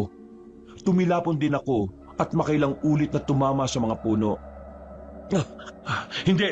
Hindi maaari. Napakalakas niya. Adam. Yon ang pangalan mo, hindi ba? Lolo mo raw si Jose. Lolo si ba ang tawag mo sa kanya? Alam mo, kung nagkaharap lang kami ng lolo mo nung araw, hindi naman siya mananalo sa akin eh. Maswerte lang siya dahil nasa ibang lugar ako noon. Ikaw ang minalas kasi ako ang nakaharap ko. Dinakma niya ang kwelyo ko. Hinang-hina na ako noon, Kabanong. Pakiramdam ko, hindi ko na kayang lumaban. Hindi ko na maigalaw ang dalawang kamay ko. Alam mo kung anong hindi mo pa nalalaman? Kaming mga aswang, gumagamit din kami ng mga anting-anting. Itong dahilan kung bakit ganito ko kalakas. Oo, alam ko na yan. Kaya nga alam ko na ang gagawin ko. Ha? Ano yun? Kahit na alam kong sagad na ang katawan ko, Kabanong, pinilit ko pa ring damhin ng anting-anting sa katawan ko. Pumikit ako ng saglit. Pagdilat ko, lumiwanag ng malakas ang kwintas ni Lolo Jose at dahil doon, nabitiwan niya ako. Nang mawala ang liwanag ay nakita kong may kumislap sa bandang bewang ni Hemyo. Dahil doon, nalaman ko na kung nasa ng anting-anting na ginagamit niya. Ginamit ko ang huling likas na natitira sa anting-anting ko. Hindi ako magpapatalo sa iyo, aswang ka! Kahit anong gawin mo! Uy! Anong? Nakalapit na ako sa kanya. Inakala niyang susuntukin ko siya pero laking gulat niya nang bigla ko siyang yakapin sa bewang. Wala siyang ideya sa gagawin ko. Nang makapa ko ng anting-anting niya, hinawakan ko yon kahit na mainit sa kamay. Hinablot ko yun ng malakas. Uy! Anong ginawa mo? Para mawala ang kapangyarihan ng anting-anting, kailangan itong matanggal sa katawan ng gumagamit. Nalapit pa sana siya nang biglang unti-unting bumalik ang anyo niya sa dati. Nang hina siya, napalod ang isa niyang tuhod dahil wala na ang kapangyarihan ng anting-anting. Tinapon ko sa malayo ang anting-anting niya para hindi na niya magamit pa. Ibalik mo sa kanya! Anting-anting ko pa rin ang nanalo hanggang sa dulo, Hemyo. Anong nanalo? Hindi pa ako patay! Hindi pa tapos ang laban! E di, tapusin na natin. Iika-ika na akong maglakad ng mga sandaling yon. Sinubukan kong pigain ang anting-anting ko pero wala na itong nailalabas na kapangyarihan. Kaya nung mga sandaling yon, nakasalalay na sa natural kong lakas ang pagtatapos ng laban na yon. Nagkamali ka na minaliit mo, Hemyo. Nasa dugo kong pagiging magiting. Lalaban pa rin ako. Hindi mo ako matatalo ng ganito. Sinubukan niya pang umatake sa akin, pero hindi pa siya nakakalapit ay nadapa na siya. Walang gaanong galos ang katawan niya, pero dahil nakadepende lang siya sa anting-anting, hirap na siyang makatayo ng maayos. Lumapit ako sa kanya. Siya naman ay nakaluhod na ng isang tuhod habang nakatingala sa akin. Nanggigigil siya. Galit na galit ang mga mata niya habang nakatingin sa akin. Pero wala na akong pakialam sa paninindak niya, sa kung paano niya ako tingnan. Itinas ko na ang katana. Pagkagupit ko ng malakas, tumama yun sa liig niya. Nakadilat siyang bumagsak. Nakatingin sa akin hanggang sa huling hininga niya. Isang bagay ang hindi mo alam, Hemyo. Hindi kailangan matagal ka na sa isang bagay para magtagumpay. Hindi mo kailangan ng maraming karanasan para malampasan ang isang hamon. Ang kailangan mo, katatagan. At ang katatagan na yon ay binabasbasa ng kabutihan. Liwanag ang kinalaban mo. At kahit kailan, hindi magwawagi ang kadiliman. Naitukod ko ng katana sa lupa nang maramdaman kong nangihina na rin ang katawan ko, Kabanong. Napatingin ako ulit kay Hemyo. Umiikot na siya sa paningin ko. Kalaunan, nawalan na rin ako ng malay. Nagising na lang ako na tapos na ang labanan. Pero may mga aswang pa ring nakatakas kaya yun ang tinugis ng iba naming kamag-anak. Pagtingin ko sa gilid ko, naroon na ang mag-ama. Hindi pala sila tumuloy sa biyahe. Sa kabilang banda naman, naroon ang dalawa kong kapatid at ang nanay kong umiiyak at nag-aalala sa akin. Eto na nga ba sinasabi ko eh. Tingnan mo, napahamak ka. Ang dami mong dalo sa katawan. Parang nabali pa yata ang binti mo eh. Oh. Yan ang napapala mo kasi hindi ka nakikinig sa akin. Ma, nabugbog na nga yung tao, sinisermonan niyo pa. Oo nga naman, ma. Eh kayo rin eh. Malilintikan kayo sa akin pag-uwi. Ma, ayos lang po ko. Dahil sa anting-anting ni Lolo si kaya hanggang ngayon eh buhay pa ako. Unti-unti na rin nakaka-recover ang katawan ko ng kusa. Kaya wala na kayong dapat pang ipag-alala. Adam, maraming salamat talaga. Iniligtas mo ang maraming buhay. Kung wala ka, wala na rin kami. Pasalamatan natin ang mga sarili natin. Kung hindi tayo naging matatag, wala na tayong lahat. Eh di bale, kapag bumalik na kami sa baryo namin paglulutuan kita ng masarap na sabaw. Nako, gusto ko yan. Kapag natapos na ang problemang ito, ituloy na natin ang babuyan.